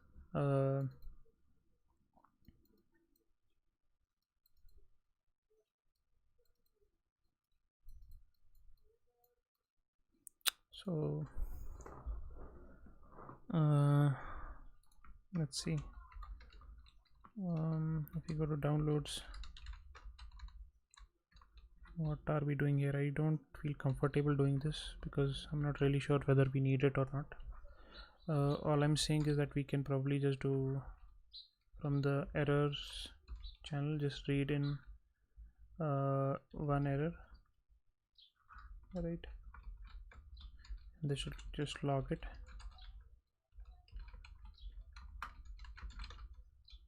The syntax seems off. Okay, and then we make this channel of one value.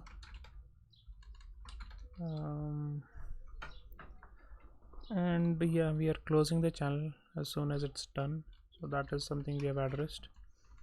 We're doing the same thing for wait group, like we're waiting for the wait group, so let's put it here. We are calling dones as soon as the channel ends. Yeah, we're getting invalid. Okay, let's search for this error, maybe we'll find something.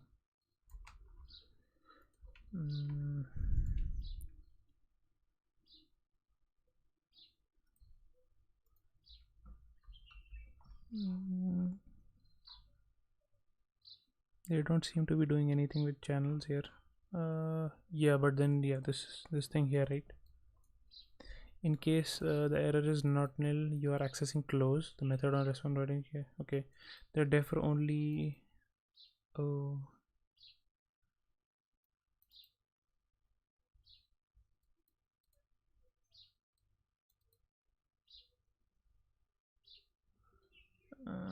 okay, were they sort of trying this after checking the doing defer before and then checking the error?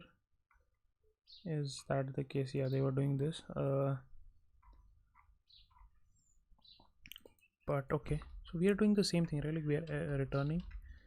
We are returning. Where is it? Yeah, we are sort of pushing this value in errors, right? But then they are returning as well. Okay, so let's return. So one error would go away with this, hopefully. Yeah, the error isn't there now, it's stuck. I'm not sure where. So let's go here now. I think the problem with this is that it doesn't really know, like sort of it. Let's try this.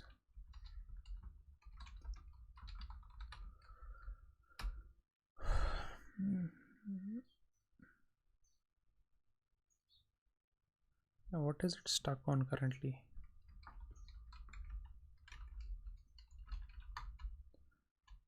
So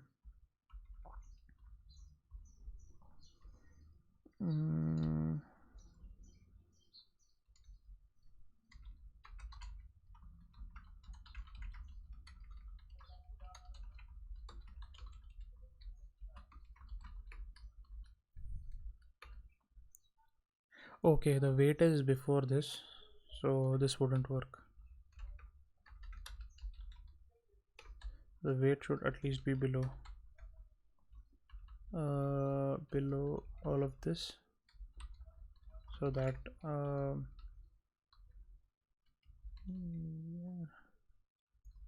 I don't know. Let's see. Doesn't, yeah, it does something.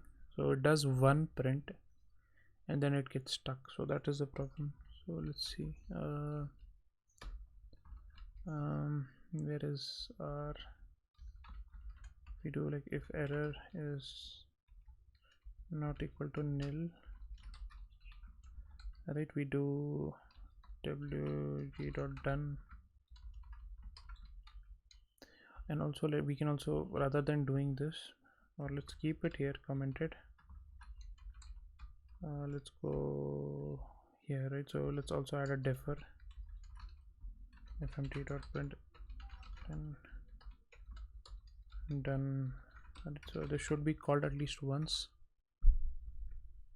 Error is declared but not used. So come on, where is it? Downloads.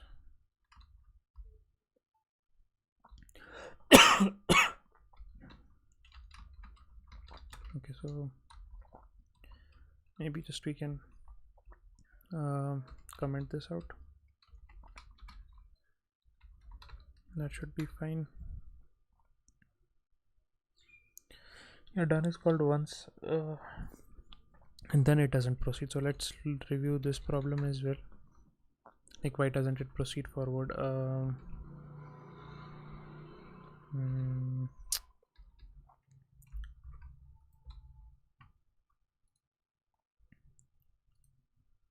So what can we do to make sure that it moves on?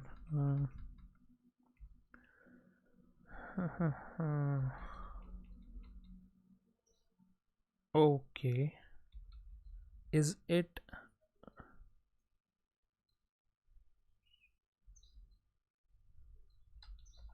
okay? Well, let's do this. So we do an infinite loop. We do read from errors. We do fmt not print ln, right? Let's see, and then we wrap this in a go routine as well. So we'll do go func So this will keep pulling values from that, right?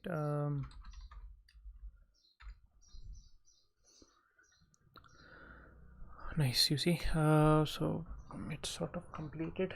I'm not sure how many, or there seem to be a lot of values, but yeah. So now we can sort of figure something out. I'm not sure if even if this is correct or not, but it looks like in the right direction. So we look for cases. There's no done channel, right? So that is what we are missing, but we do like a select here, right? In case there's a error, right? Error from the error channel, right? What we do is we do fmt.println error. Let's start with this and then do a return error. What is the issue? No result. Okay, this is a go routine again. But yeah, okay, let's see.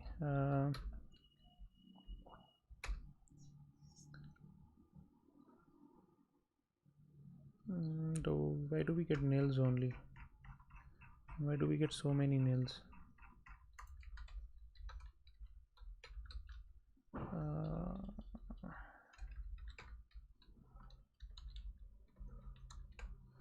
So we were logging hello.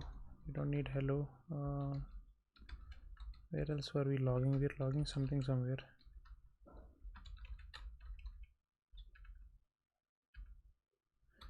So we are adding values to this error.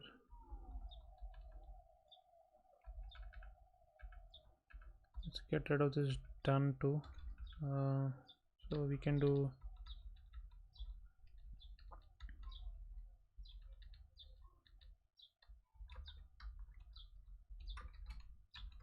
to be fair, like to resolve issue with one channel we introduced one more channel, so I'm not sure now that this is the best possible solution,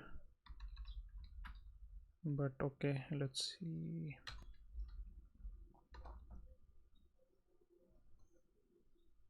Yeah, you get nils for some reason. Error right here, right? So this error is nil or 1. Not sure why, but okay, that is something we can figure out. And then once it completes, how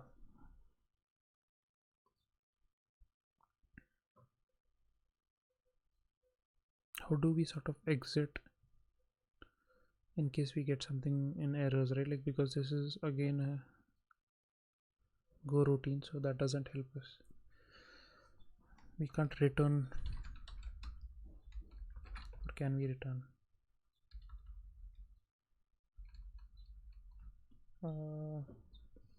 We can't return because we have wait groups.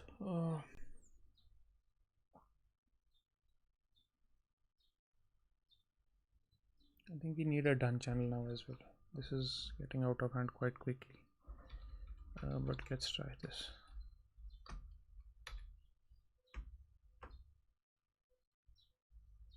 Yeah, then it will be stuck here.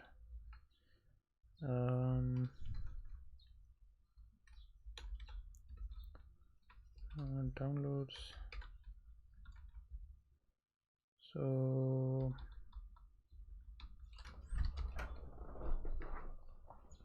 how do we deal with this thing?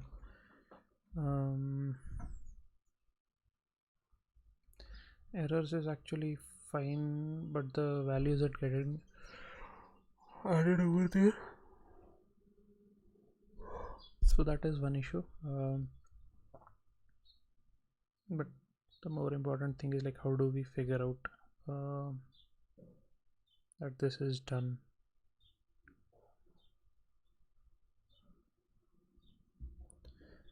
Um, yeah, wait groups. I don't think we need wait groups in case we are doing. I think we do still need them, although not completely certain. They have this finished thing. Okay, the select is here. How come they have select outside?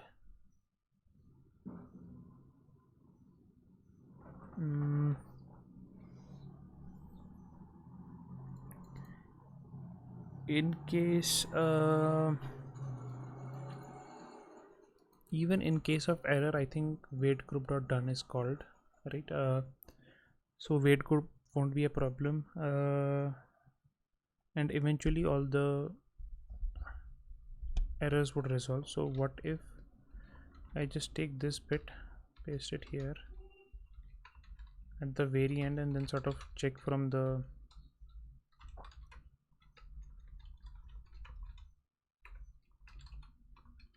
I don't know, like I think, like, why do we need to sort of do it in parallel?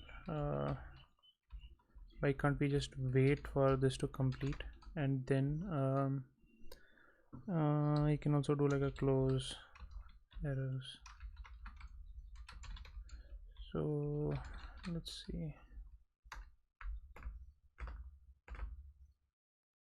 we get default for some reason.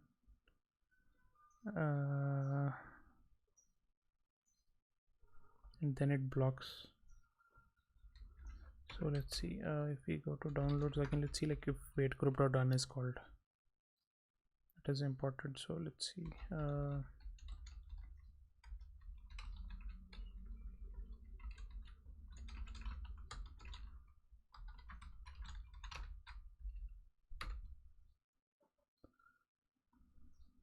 done is called once and then it's stuck, right? So this was the problem we were dealing with earlier.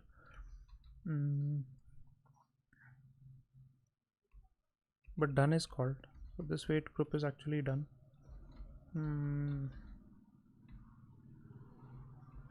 And we don't get any values in select here. I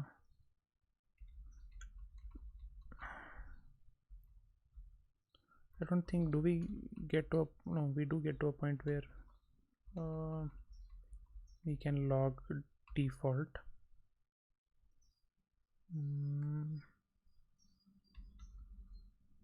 Errors.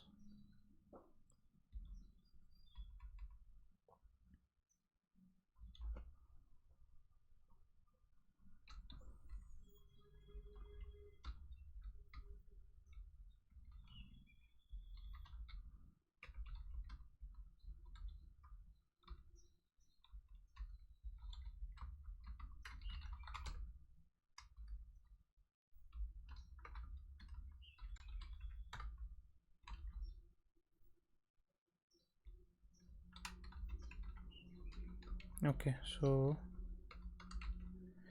we return nil here, and then let's run this again. Default, where does it go to default?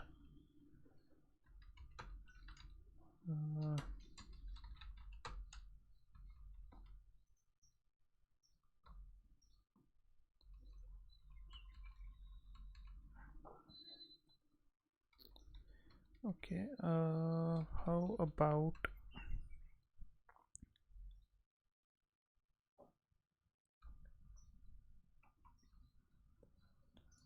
return a value?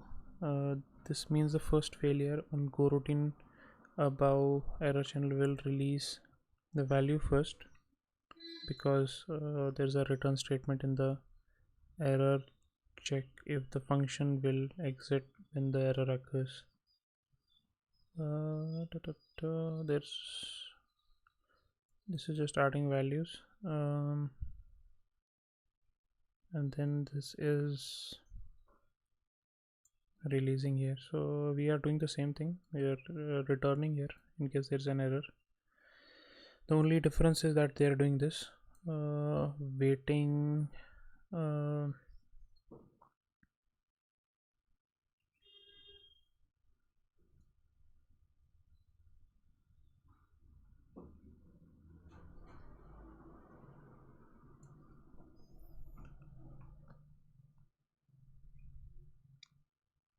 So select is blocking apparently. Did I select is blocking, so that means this wait won't be done. So let's put wait up here, right? Maybe not, actually not really. One of these select or wait should be in parallel in a go routine, right? So let's put wait in a go routine. So where is wait? So this wait we can put in a go routine. I will do like a go func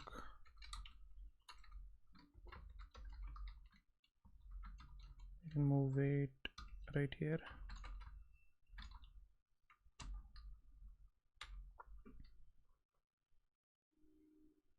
Okay, now we get errors. Send on close channel.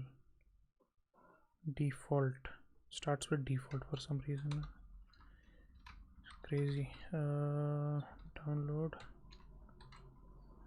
default. Sending on a closed channel. Okay. So let's not close this here.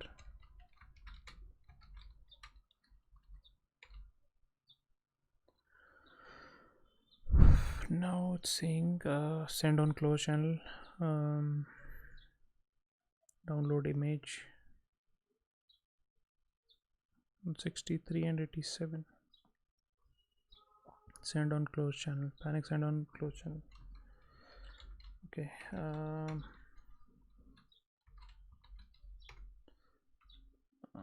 Let's also, yeah, we are sending on this channel, right? We should get rid of this return. I don't see it being required or it doing anything because we are not returning anything. Let's get rid of this annotation, and then these are all fine. And also I think like it would be moving to this point as well, and we are returning here. But yeah, if it's returning, then it won't get to this point. Okay, moving down.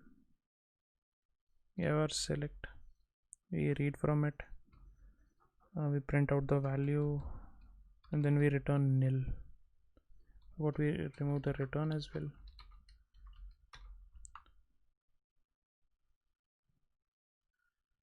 Okay, now it's exiting, right? But then it's not doing, it's just going to default, which doesn't help.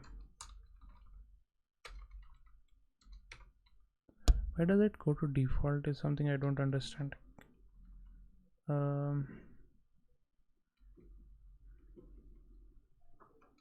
Let's remove this as well.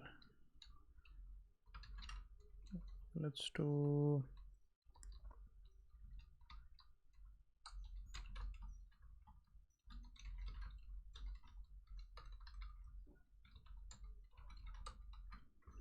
so let's see how many times is this go routine called as well.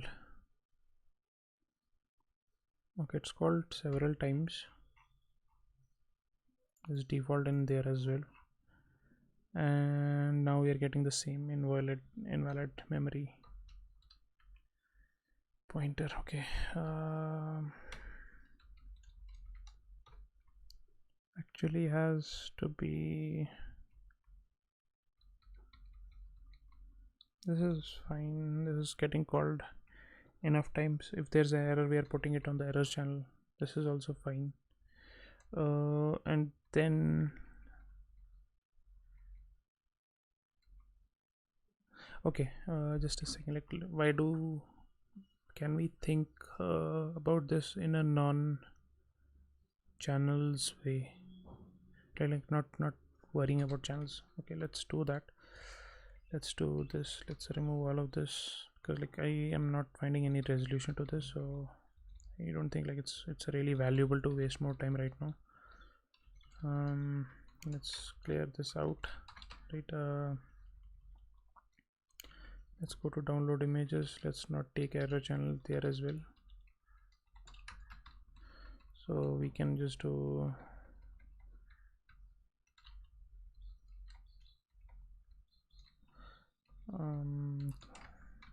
log dot print dot println I think is fine.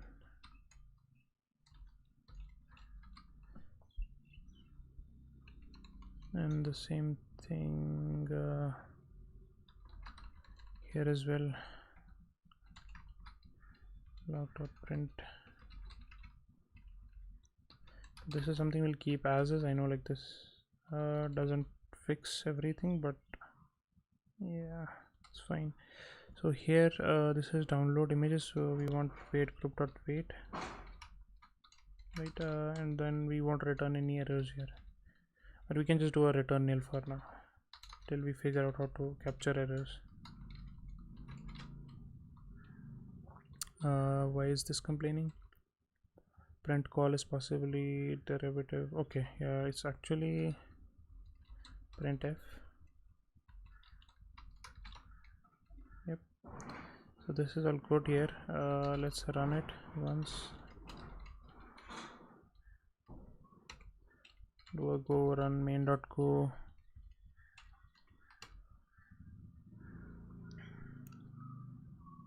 Okay, now we are getting more errors. Okay, yeah, let's fix the URL. So let's go to download baccelerant, should be accelerant.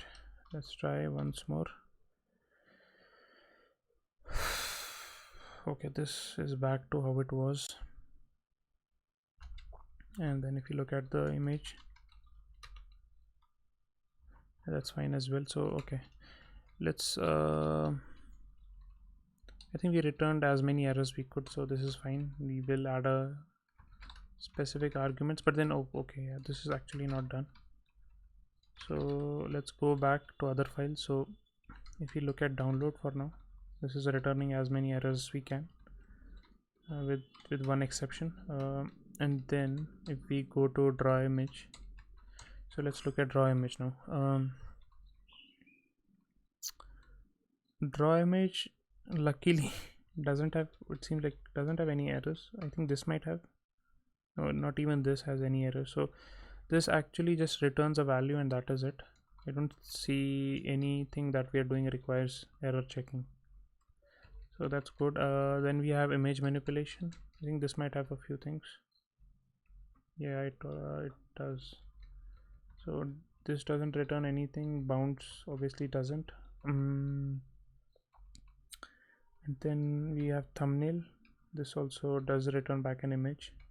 So the only thing that we need to capture here is the errors. So,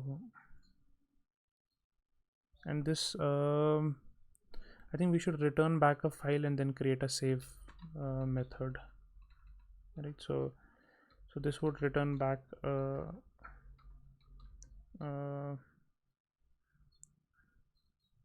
image and then an error. That should be it. So this would change to what did we use? fmt dot error if this would be fail to create the gray collage, and then we can do %s. The argument would be error dot error, right?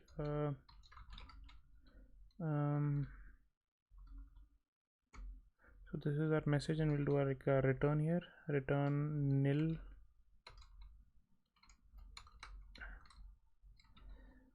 and this thing, right? Same thing over here as well. So this would be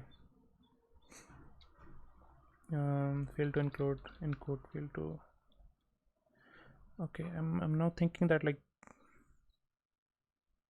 we just send back the image and do this in a separate thing, but yeah, for now it's fine, I think. So encode the gray collage. Okay, what is missing here? Missing return. Okay, return would be in this case a resized image. No, this would be f and nil. So we are not actually returning an image if we do this, but I was more inclined towards cutting all of this, right? Returning the resized image, right? So if we go to main.go, you can just paste it here for a bit, save it, and then right here just so we can just return this result,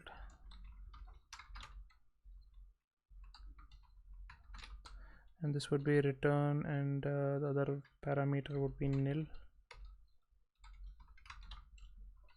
Yeah, so because the resize thumbnail gives us back an image.image, I think. Yeah, so now what we can do is we have image manipulation here, right? So we get manipulated collage here, and then what we can do is what does it say? It's not used, and what is the issue here? Cannot initialize.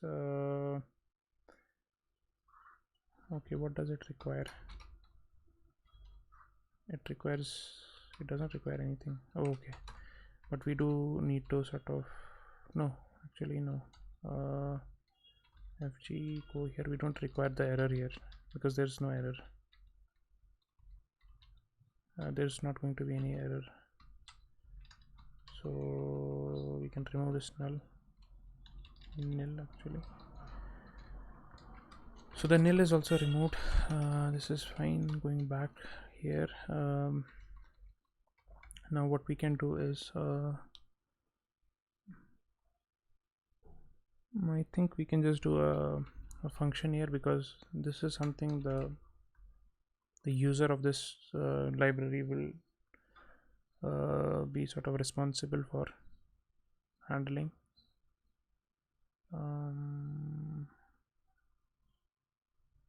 Although, like, if this is a library, right, like, why would or actually this is fine. So let's do like save image. This will take in an image, or save collage. This will be image collage image.image, right? So let's take all of this, and this it will also take in file name. So this would be a string, right? So you can replace this bit with the file name.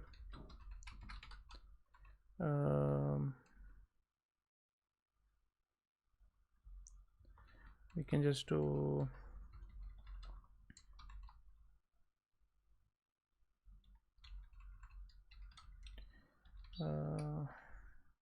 no need to do like log return.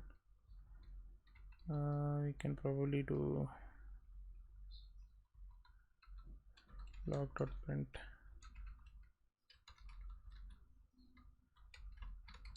This is to print ln. We don't want to do panic and all, but we did do panic. I want to do print ln. This is fine. And then similarly here, what is this? This would be collage, and then we'll do the similar thing here. I think this should be fine. I'll just say fail to encode,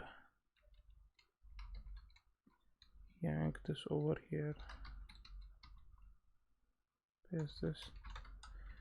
Yeah, I think this is fine. And then we'll do save collage, and then pass it the manipulated collage here, right? What is the concern here now? Too few arguments. Okay, we do need to pass it a image name, so this would be collage, right? I think we should append to this, because we are encoding this as JPEG, so it should be .jpg. Yeah, print call is possibly, yeah, this has to be printf. Same thing here. Yeah, and I think like we'll just move this to the bottom. Now let's run it. So all the errors somewhat have been handled. Let's see if the image is being generated. So yeah, this is there. Let me remove it once and then check. This isn't present. Now we run it. Okay, let's see. This is no. Okay, no, it won't be called gray collage. So that is one of the checks. It's called collage.jpg because we named it that. And yeah, it continues to work as expected. Right, so that is good. The next thing in our readme is now we can actually mark it as done. Download takes in a regex and a URL. Okay, so that is fine. I think if we go to main, so we call download here, right? So download get pictures. So if we go to this endpoint, we do get pictures here, right? But we are also doing like get HTML. Get HTML requires a URL, right? So this should take in a URL which would be actually here a URL which would be a string. And what else did we say we need? A regex as well, right? So but this will take in a URL, so URL here, and this will also take in a URL of string. This will also be passed the URL. This is fine. And then we also want to get picture URL, right? So this is taking the regex here. So I think we can just pass it the regex string. We don't need to pass it the whole regex. So we can, this is taking HTML bytes, but this would actually take first the regex p, which is, what is the type for this called? It's pointer to regex. No, it's just it just would be a string like we said. So this will actually we'll copy this over and then just put in a string here, right? What is the issue here? String has no field or method to compile. Okay, but it will actually be regex p. Let's see, still complaining. String has, okay, let's see what type does this take in. Is it still not happy?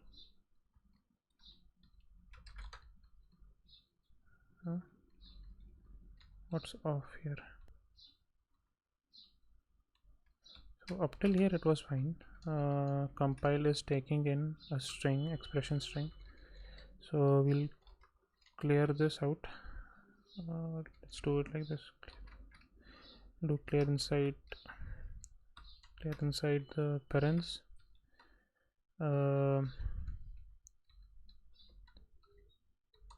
Regex would be a string, right? We pass the string here. Oh no, we pass the regex, right? Regex here. This is fine, but all of this comes in from here. So we pass the regex here, which would be a string, and then we forward it to as a, is it a first or a second parameter? It's a first parameter, so this would be a regex, right? Okay, so now we go to down or rather main. Into this get pictures we pass in these parameters. One is, what does this take, right? Let's see, it takes in a URL. So let's see, do we have it in our register? The URL, It doesn't seem like that. That's sad. We have the regex. We don't have the URL for some reason, and we don't have the numbered regex either. But what is the regex called? Colon double quotes. So we can do double quotes paste. So this is the one of the arguments, and then the other one was xrn.com/about.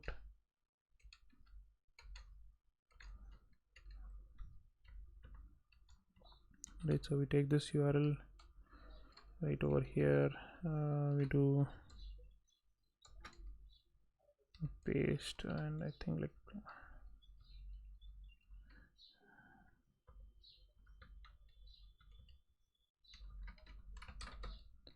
okay, let's see if this works.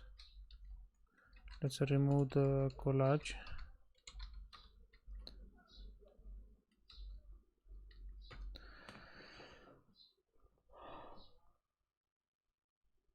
Seems to be downloading the images fine.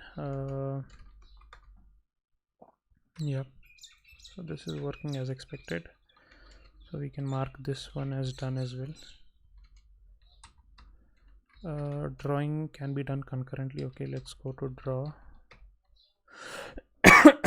Okay, I think I'll wrap up in like 10-15 minutes now, but yeah, let's see. So the loop is here.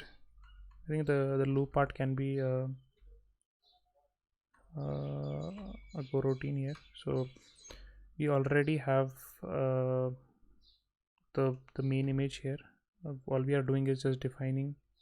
Okay, the only problem that I feel could be is because if it's happening in a Go routine, how do you increment, right? Like how do you know where to place the image? I think Go routine alone can't help here, because but I'll still want to give it a try. Let's do like var wg is sync dot weight group, right? And then for each two we'll do weight group dot add one, right? And this all of this, where does this end? Right here, right? So we can take this into a function. We'll call it draw chunk, and then we paste it here. It does require some values. So it requires x, which is x, y, x and y, which those are ints. What else do we require? We require collage, and we require data. I think like these are all. We actually require, yeah, I think we can just call it data, and that should be it. Now so what is the type of collage, right? So collage is of type, what does it say here? Image.new RGB image. Array. So this is new pointer to RGB image. Okay, so this is image dot pointer to, or let's do like new RGBA. Is that correct? No, I think this gives us like a pointer to it, so let's make it a pointer. This is a pointer, and then data is actually where are we doing picture dot data and something like that. Picture picture data. Where is picture data? I don't know, but we can do like picture dot data. What is the type here? It is image dot image, so we can type it like that, image dot image. So this is fine as well. This will be replaced with data instead. I think where does rect come from? Rect is here, collage is here. I think all the values are here, so we just need to call this in a way that it's a go routine, go run draw chunk. We need to pass it x, y, collage, and picture dot data. Let's see if it's happy with this first. I think it is. Then we need to pass it weight group. We do like defer wg. Let's first take a reference. We'll say like weight group, and we'll say like it's a, let's see how I've done it. I don't remember how we did it in download. Like, is it a pointer or something else? Yeah, we get a pointer to this. How did we define it as well? Let's see that. Okay, we pass it by a reference here. So we take this bit, and then we have a pointer here. So weight group is pointer to sync.weight group, which is fine. Let's close this window, and then we do like a defer w done. I think that is it. I'm pretty sure this would mess up things because of these values, unless we do like a atomic sync on these.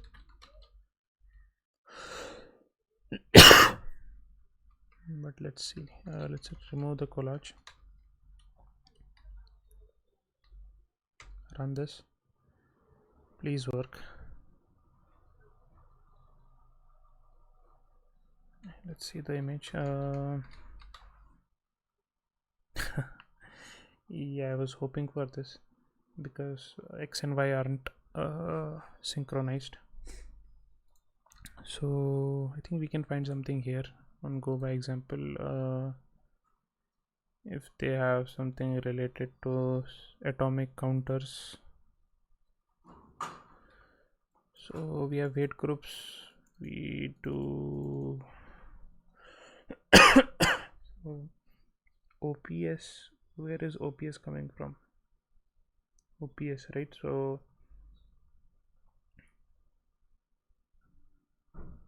yeah, I think we'll have to do this. OPS atomic add event.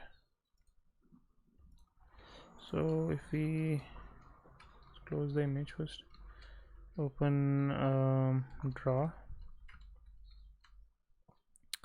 So these I think these are fine. Let's try doing directly the calculation. So we'll do like if x is 23, do like a atomic add int 32 is fine, right? Or let's do like what is the current type. Yeah, let's do int 32 then. Do atomic dot add int 32 on x. Do like we don't even want to do a add, right? We want to do in this case can we do a set? What are our options? Store, I think like it's swap, then swap int, but we can check the definition here. It says automatically stores new. Okay, I think like it stores a new value is what I'm thinking. So we'll set What values does it take, by the way? Must take two values, pointer to the integer, so that would be and x, and then new value would be 0. Does this work? No, it doesn't work because is of type int and not int 32. Okay, so we can explicitly say that var x is of type int 32 and is of value 0. Why is it sort of missing variable type or initialization? Do we do this? I think this is how we do it. That was Rust. And then we do same thing for y as well. We can get rid of these two. This should be fine. It should, draw chunk should take int 32 now. So this is fine here. This is not fine because value of int 32 what? Okay, so this can be sort of done converted right here. Would this work? Yeah, it would. So we'll do int here. Yeah, it gets, I'm not sure even like if the thing would work, and I'm just here fixing errors, but let's see.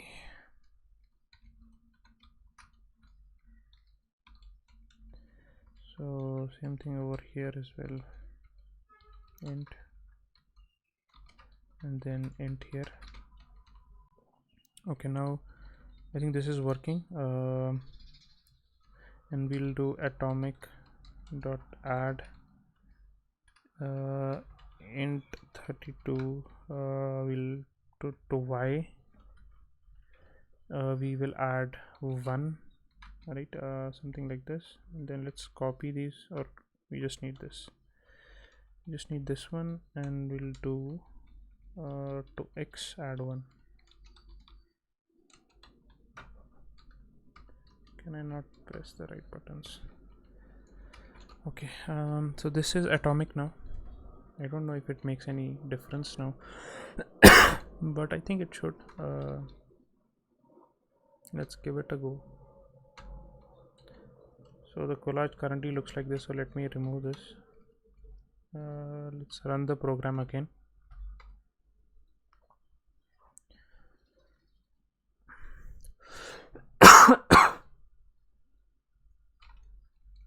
Let's open the collage, please. Oh god, didn't work. Why didn't it work is the concern.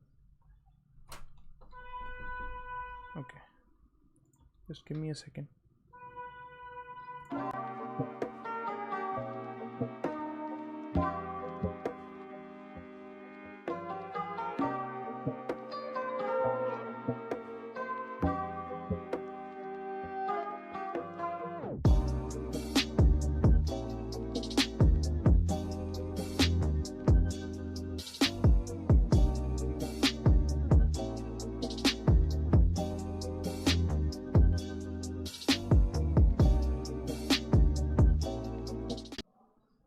Okay, so if we look at the code again, we have our int 32s. We have our weight group, and we are doing all of this in a Go routine somewhere here, I think. Yep, all of it is happening here, and yeah, I think we're calling done at the very end, so maybe we can just explicitly put it here. That is fine. So I think this should have worked. We can also do a fmt.println for x and y, and we can move it to the bottom and then check it. Right, let's see if this is really doing what it's supposed to do. From the log at least we can tell. Yeah, nothing is logging.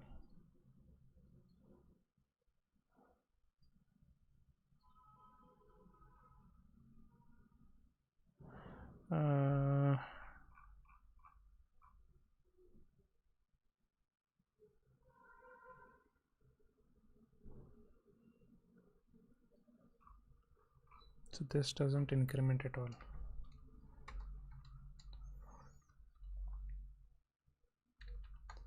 And why is that? This statement at least should have been called. So add, I think, isn't working right here. So atomic addend isn't working.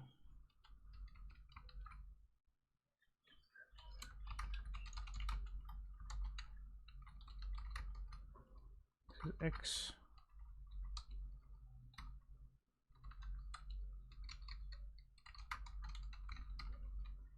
So this value, if it updates, everything else would work. But currently it's not working. And then yeah, it's not work. Okay, it's getting to 1. Okay, hold on. So but then what is happening then? So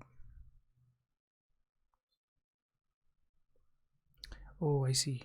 I think I might have, but I'm not too sure though. So these values are here. Are we mutating the right values? What I want to check. Oh, okay. Yeah, we are passing by, I think we're passing by we are passing by value rather than reference. So we should do we are doing like, how is this even working? There should be a int 32, actually a pointer to int or a reference to int 32. So no, this was correct. Actually we are just passing values here, right? So we'll send in a reference of x, a reference of y, right? And then we'll tell it that we are getting pointers back, right? Now we try to access the reference. Does this work?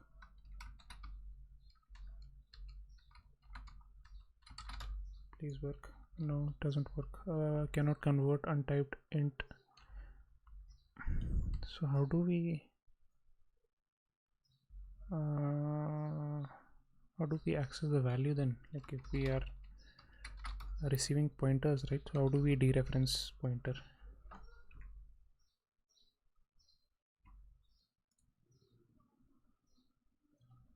Okay, so we want pointers here. So how do we dereference them? I think, do we do like a star in front of it and then it works? Yeah. Go by example is a lifesaver. And then we do the same thing here. Okay, doesn't look really pleasant to look at, but I think this is what we need here.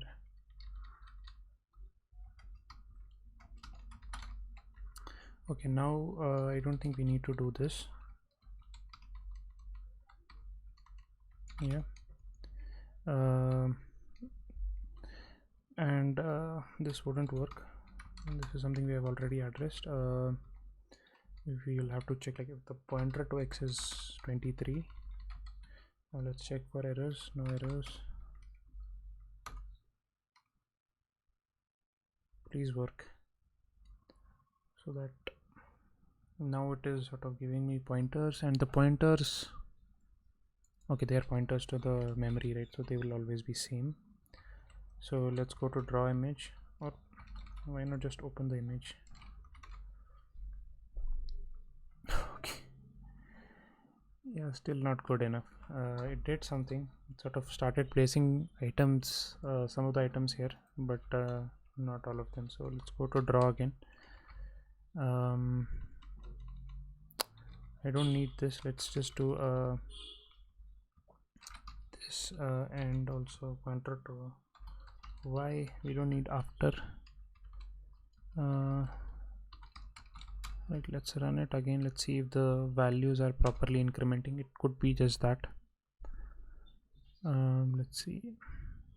Right, so starting from the very top, 302044, which is okay, 5464, so on.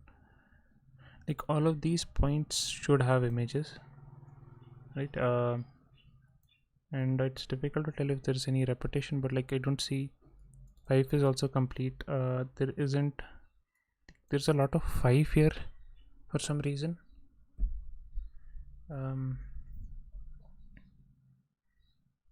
You'll have to see, like the logic as such seemed fine to me, but let's see. Like there's no so this is the x and this is the y, so there is no 1, there's no 2, so that is a problem. Let's look at how we are incrementing and all of that. So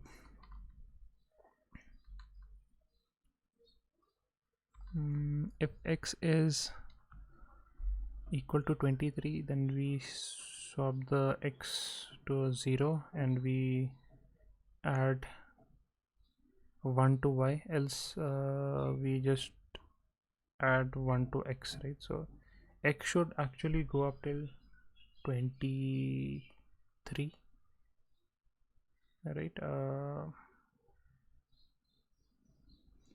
And then y should also go move up, so on. Let's print it here. So x is going up till 23, so that is fine, but why jumping so much, like directly from skipping 1 and 2 and so on. So now we are getting, okay, I'm seeing consistent 1 2 3 4. Where's 0 though? No, 0 is missing. It's like it's skipping images, right? So which is the case because we don't see all the images. So is it the go routine that is ending too soon? Okay, and we don't even write all the images. I think it's just ending too soon. You see, like this seems like two people on the same spot.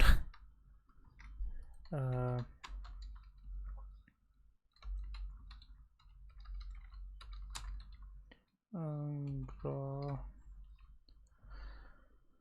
So yeah, I think just doing increment alone might not be enough, I think, but I think at the same time let's even not log it here. Let's log it here and then find, like, are there any sort of items that are similar, and the way we are sort of using this is we are doing x and y here. Let's move it close to the use right over here.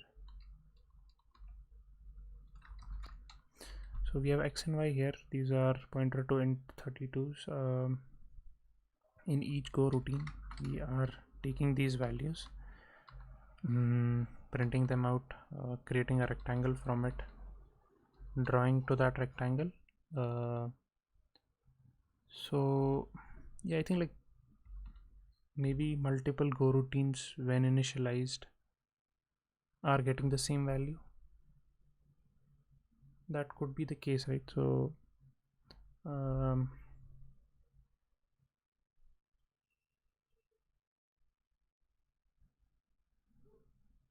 how do we make sure of that each coroutine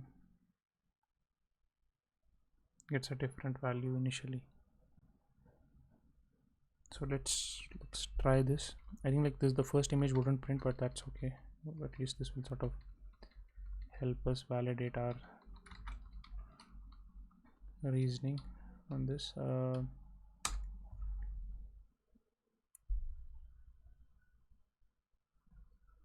Okay, now this didn't work at all. Unless, oh no, I think like let's check the collage anyway. Yeah, it did work. Right, so I think the problem here is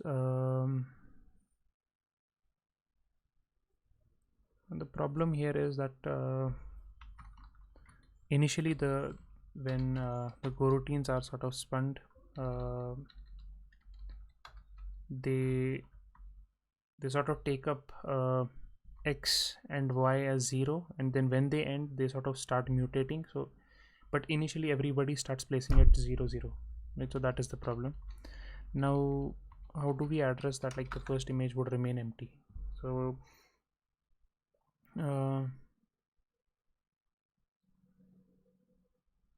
because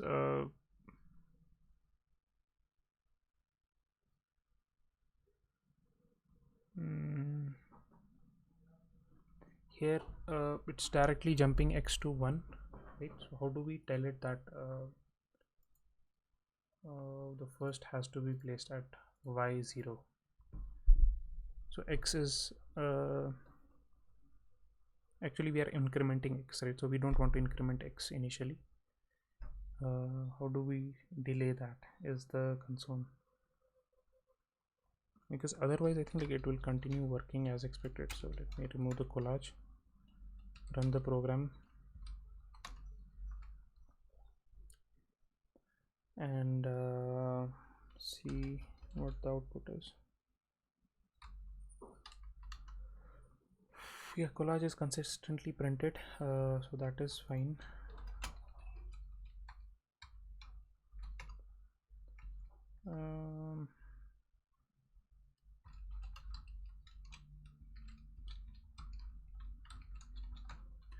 Right, so what can we do here that will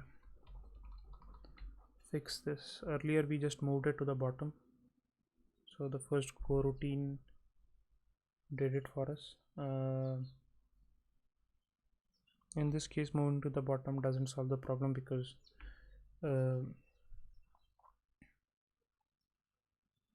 we are now doing this operation using channels rather than synchronously.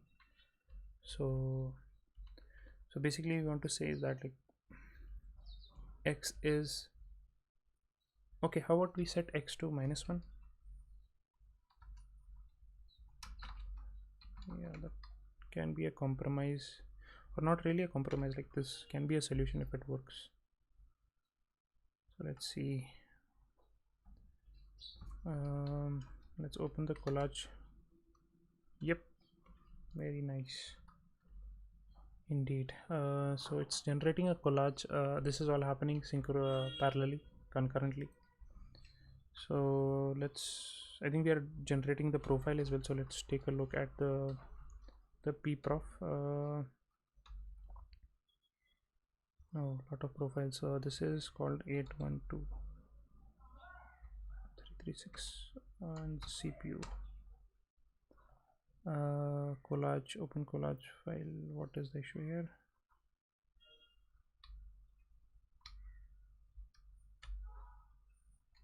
Collage, open collage.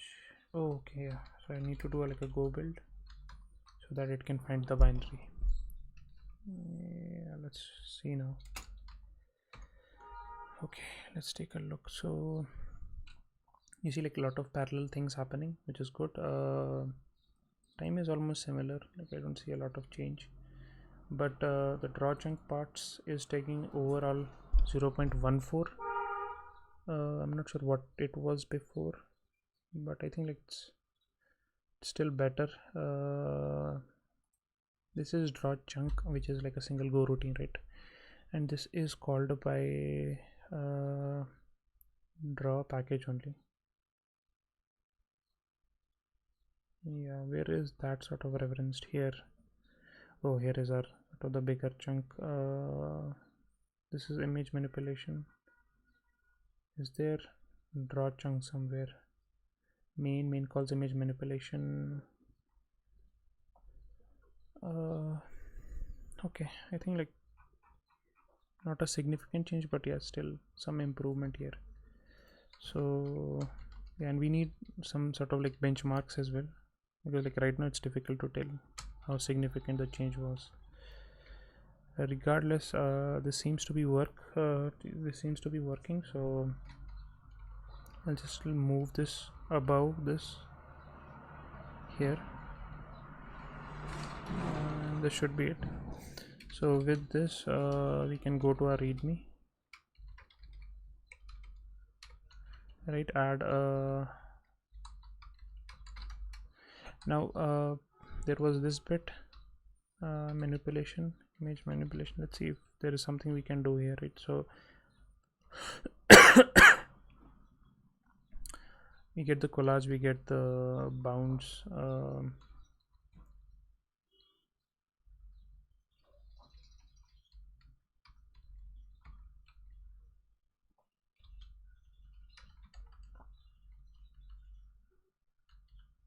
where is this color coming from? Color image, okay.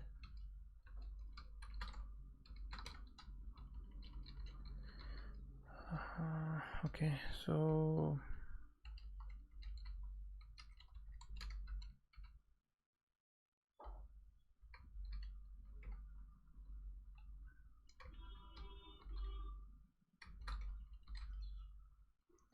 in this file what did we change?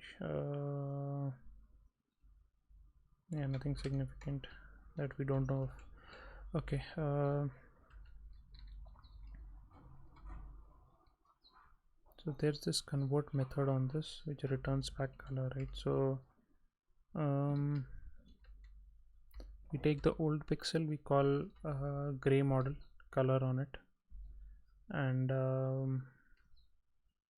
yeah, we set back the value on it. Now can we do this also parallelly? And would, yeah, let's see. I don't know if there's any value in doing this, but let's see. I'll call it func convert color. We'll just do this. It will take in collage, which is image dot image. It will take in gray collage, which is also image dot image. Somewhat what is the issue here? It doesn't have set on image dot image, so it's actually new or gray, image dot gray, pointer to image dot gray. Okay, this would be a pointer to image dot gray. This takes in x and y coordinates as well, so these would be, I assume x comma y are integer values, right? Just comment this bit out and then do a go convert color, right? We also have a weight group here, so we'll do like var weight group is sync dot weight group. So because this is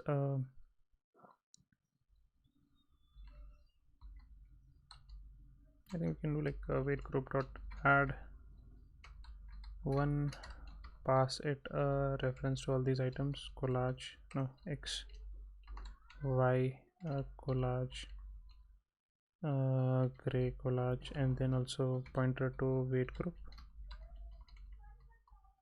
or is it pointer or is it reference? A reference of weight group, and then we'll get here the last item as wg is pointer to sync dot weight group. I think that should be it, and then we'll do like a defer wg dot done. Yeah, I think that is and then at the very bottom we can do like wg.wait. Let's try it out. Let's do go build and then run it.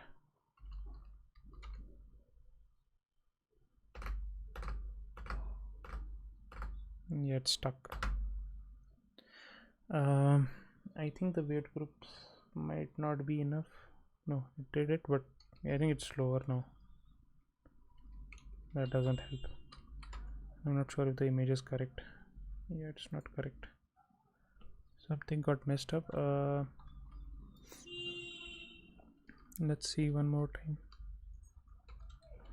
This is image manipulation. So let me do fmt print ln x comma y. Right, these are our x and y values. We add 1 to the weight group. Right, we do a done here. So we take the x and y coordinates here. I'm wondering if what this value is this a pointer? Okay, so we need we get a pointer to this image, which is fine. Let's see. And also I think like image manipulation, if we go here, so this collage, I think we're passing this too many times, right? And it's being passed as a copy every time, so that is like a big image, so we should just share it as a reference so that we can save some memory. But what is the issue? Cannot use collage value. Okay, so what is it? Type here start new RGB. Okay, I think image is already a pointer, but let's see. RGBA. Yeah, let's see with this if this helps.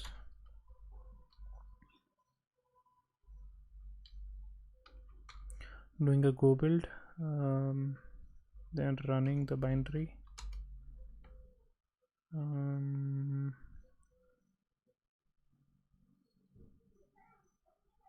These are all the. Now I'm wondering, like, is this fast enough or was the previous faster? Because the image is quite big. I think. Oh, okay. I think like one thing we can do is, yeah, let's do this because this is a bigger operation. So let's do go here. Let's resize the image first and then manipulate it, right? That to me seems a better option. Because the image would be smaller and it will take less time to go through all the points.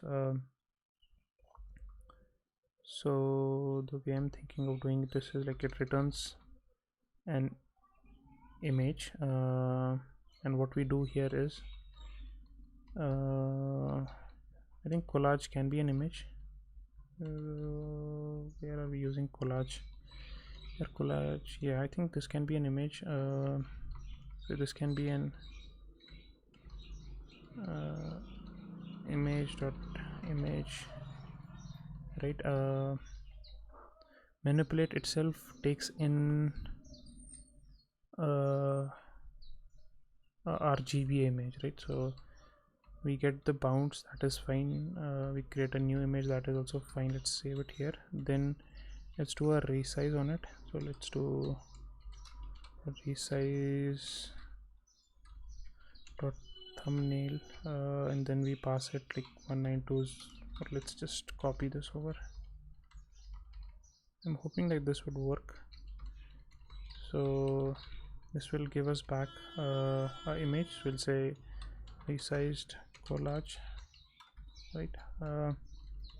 And then what we can do is we can take, rather than the collage, we can take in the resized collage, and yeah, I think everything else remains the same. Let's leave this bit here. Well, let's keep it for now.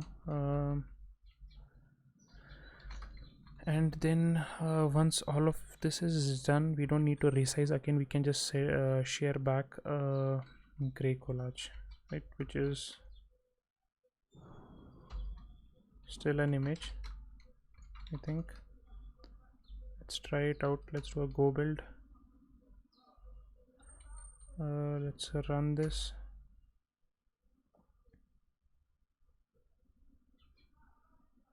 Why is it still going to higher numbers? I think, like, yeah, doing it in go routines doesn't make sense. It's taking too long.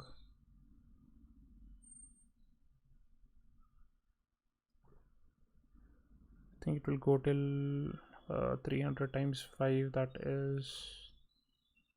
is it that big? No, but we have set a value here, right? So why is it still continuing? How big is this going to be? So we set it to here we set it to, I think, like 1800, but I'm not sure how big the image initially is.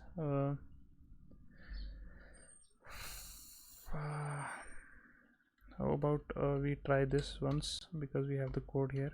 We don't do weight group.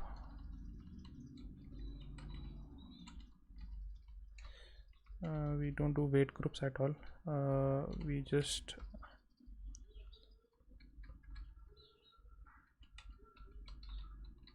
so this collage would be resized collage, and then old pixel is fine, new pixel is fine. Yeah, let's see how long this takes now.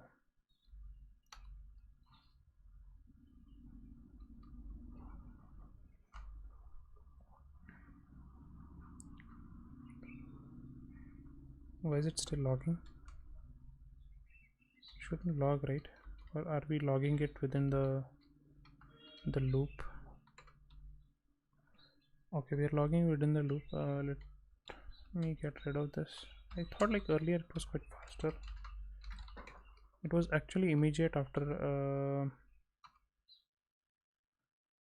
after we built the thing, or if we would sort of complete the download, it would be immediately like, okay, now it's done. Is it printing that takes more time? It could be. Oh, where's the collage? Something is off. It seemed to have broken it. So let's go back here. So we are resizing, right? So that is fine. You get the resized image. What is gray? What is the gray image? Oh, okay, the gray image bound shouldn't be based on this. Then it should be based on, like, let's move it here. This would be resized collage, and then this will take in collage. I'm not sure how it was working up till now. Are we using convert somewhere? No. So let's test it now with the correct dimensions.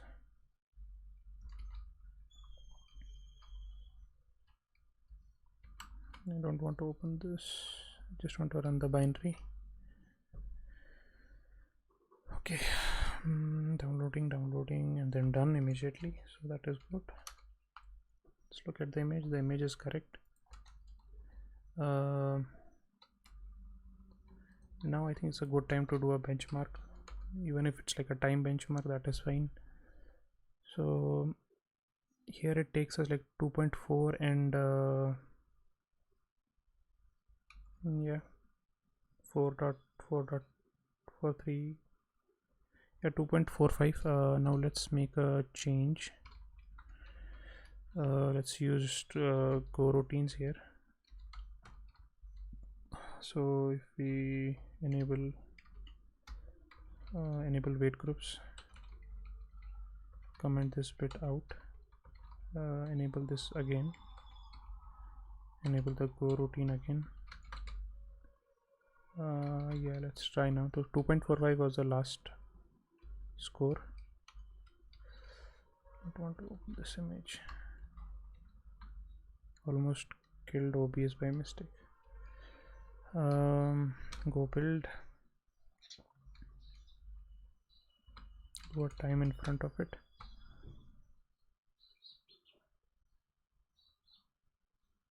Yeah, this is slower, significantly slower. 3.93 is a lot more. Yeah. Okay, this is conclusive that like Go routines don't help here because the task is quite small, so it's better that it does a inline thing rather than a Go routine. Okay, so we can get rid of all of this, which makes our code simpler actually. Get rid of wait groups, get rid of this, get rid of this and this, and comment these 3 lines, and then remove the wait group here as well. So if we go back, run a go build again, run it with time, it shouldn't be more than 2.45 like last time, hopefully. Yeah, it's less than that, so I think we are good here as well.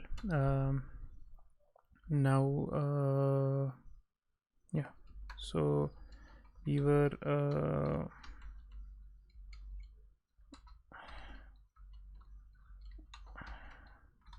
you can say like can't do better here, like I think we tried. Although I just wanted to check, like, did we return all the errors from image manipulation? Okay, it doesn't have any errors in here. And draw image we are pending that go routine check, so that is something I'll look into. But no, not even this file. I think like that's downloads that's missing. Draw image doesn't have any errors, but we are doing it like atomically, so that is good. Yeah, I think like we are doing everything we can here. So if we go to readme, so basically refactoring is done. I just want to look at main ones. So main, yeah, I think it's looking nice here. I don't see any issues.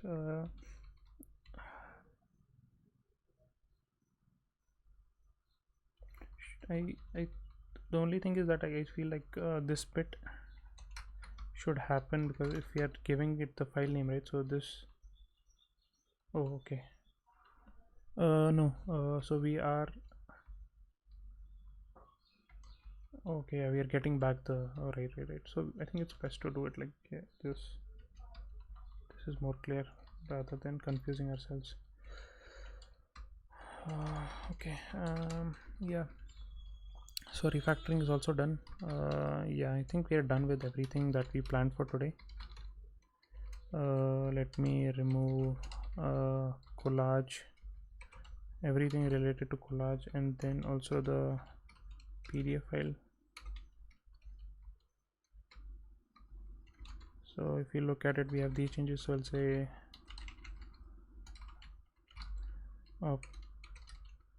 optimizations and refactoring, right? So this should be it. We'll push it up. Before I sort of wrap up, I just want to run. Okay, let me do like a pull. I think I had merged a renovate file maybe. Yeah, so let's push this up.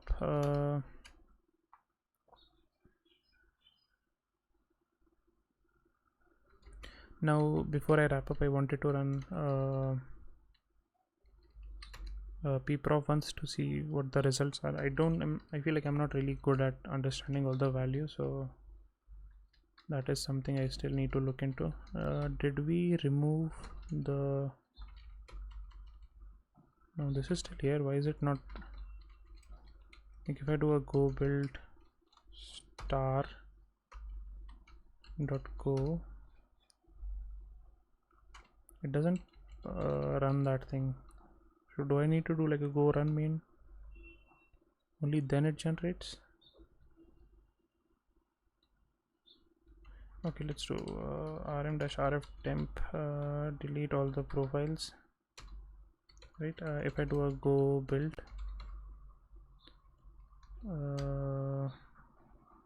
and then do ls temp, is there a profile? I don't think there's a profile.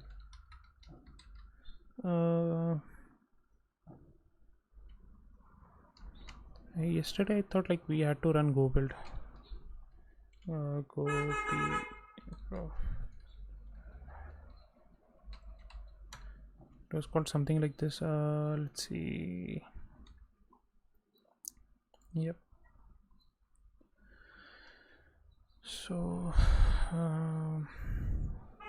build and run the program. Okay, yeah, I have to run it only, then it will do it, right? So if I do go build and then run collage only, then it will generate this profile. Okay. Okay, now I do go tools and do this thing. It's called profile. Yeah, this is fine. Open the prof.pdf. Okay, so it says duration is of the whole thing is 6.47. Total samples is 1.6 seconds. So resize takes around a quarter, like 3/4 of a second.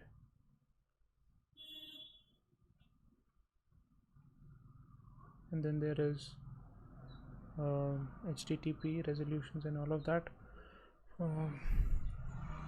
We have download image, which also decodes the image, or rather, yeah, decodes the image from the server. That takes like 20 seconds.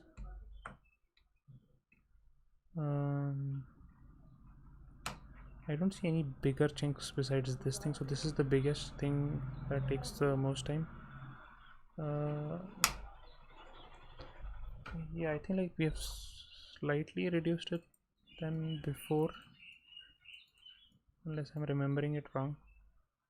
But yeah, I think it's fine, I guess.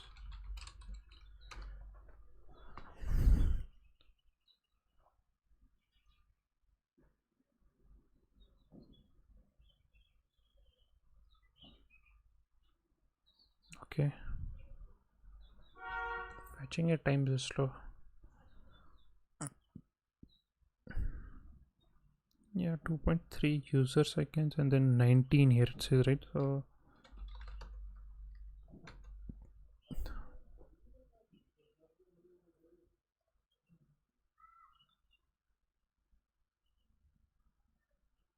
yeah, 8 seconds. I don't know, like if on a server maybe with a proper connection, I think like it would be faster, but I don't think we can do anything about this. The downloading part will always take time. Let's check the prof once more. So what does this aggregate to? Like it's 0.6 seconds. Where can I see like the download part? So this is 0.35. Why doesn't it show me the total time it takes to download the files? Yeah, it doesn't help. Okay, I think we have pushed everything up. Yeah, I think we can delete all these files. So with this, I think we are done. The next thing that we have is converting this into a HTTP service. So even though like, yeah, I think like we'll just deploy it somewhere, and that should be it. And maybe later on I'll just add some options to I think we should note it down as well.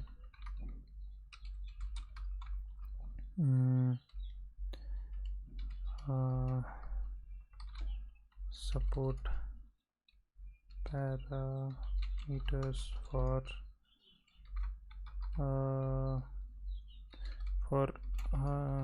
grayscale or color and image size. These two things I think like or image width maybe. I think like the other part is automatically figured out.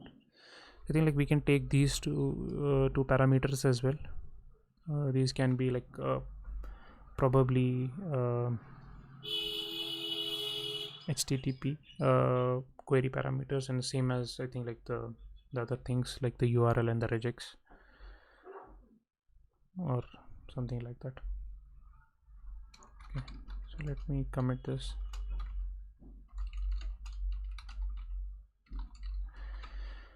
Okay, I think we are done here, so catch you guys tomorrow. Bye bye.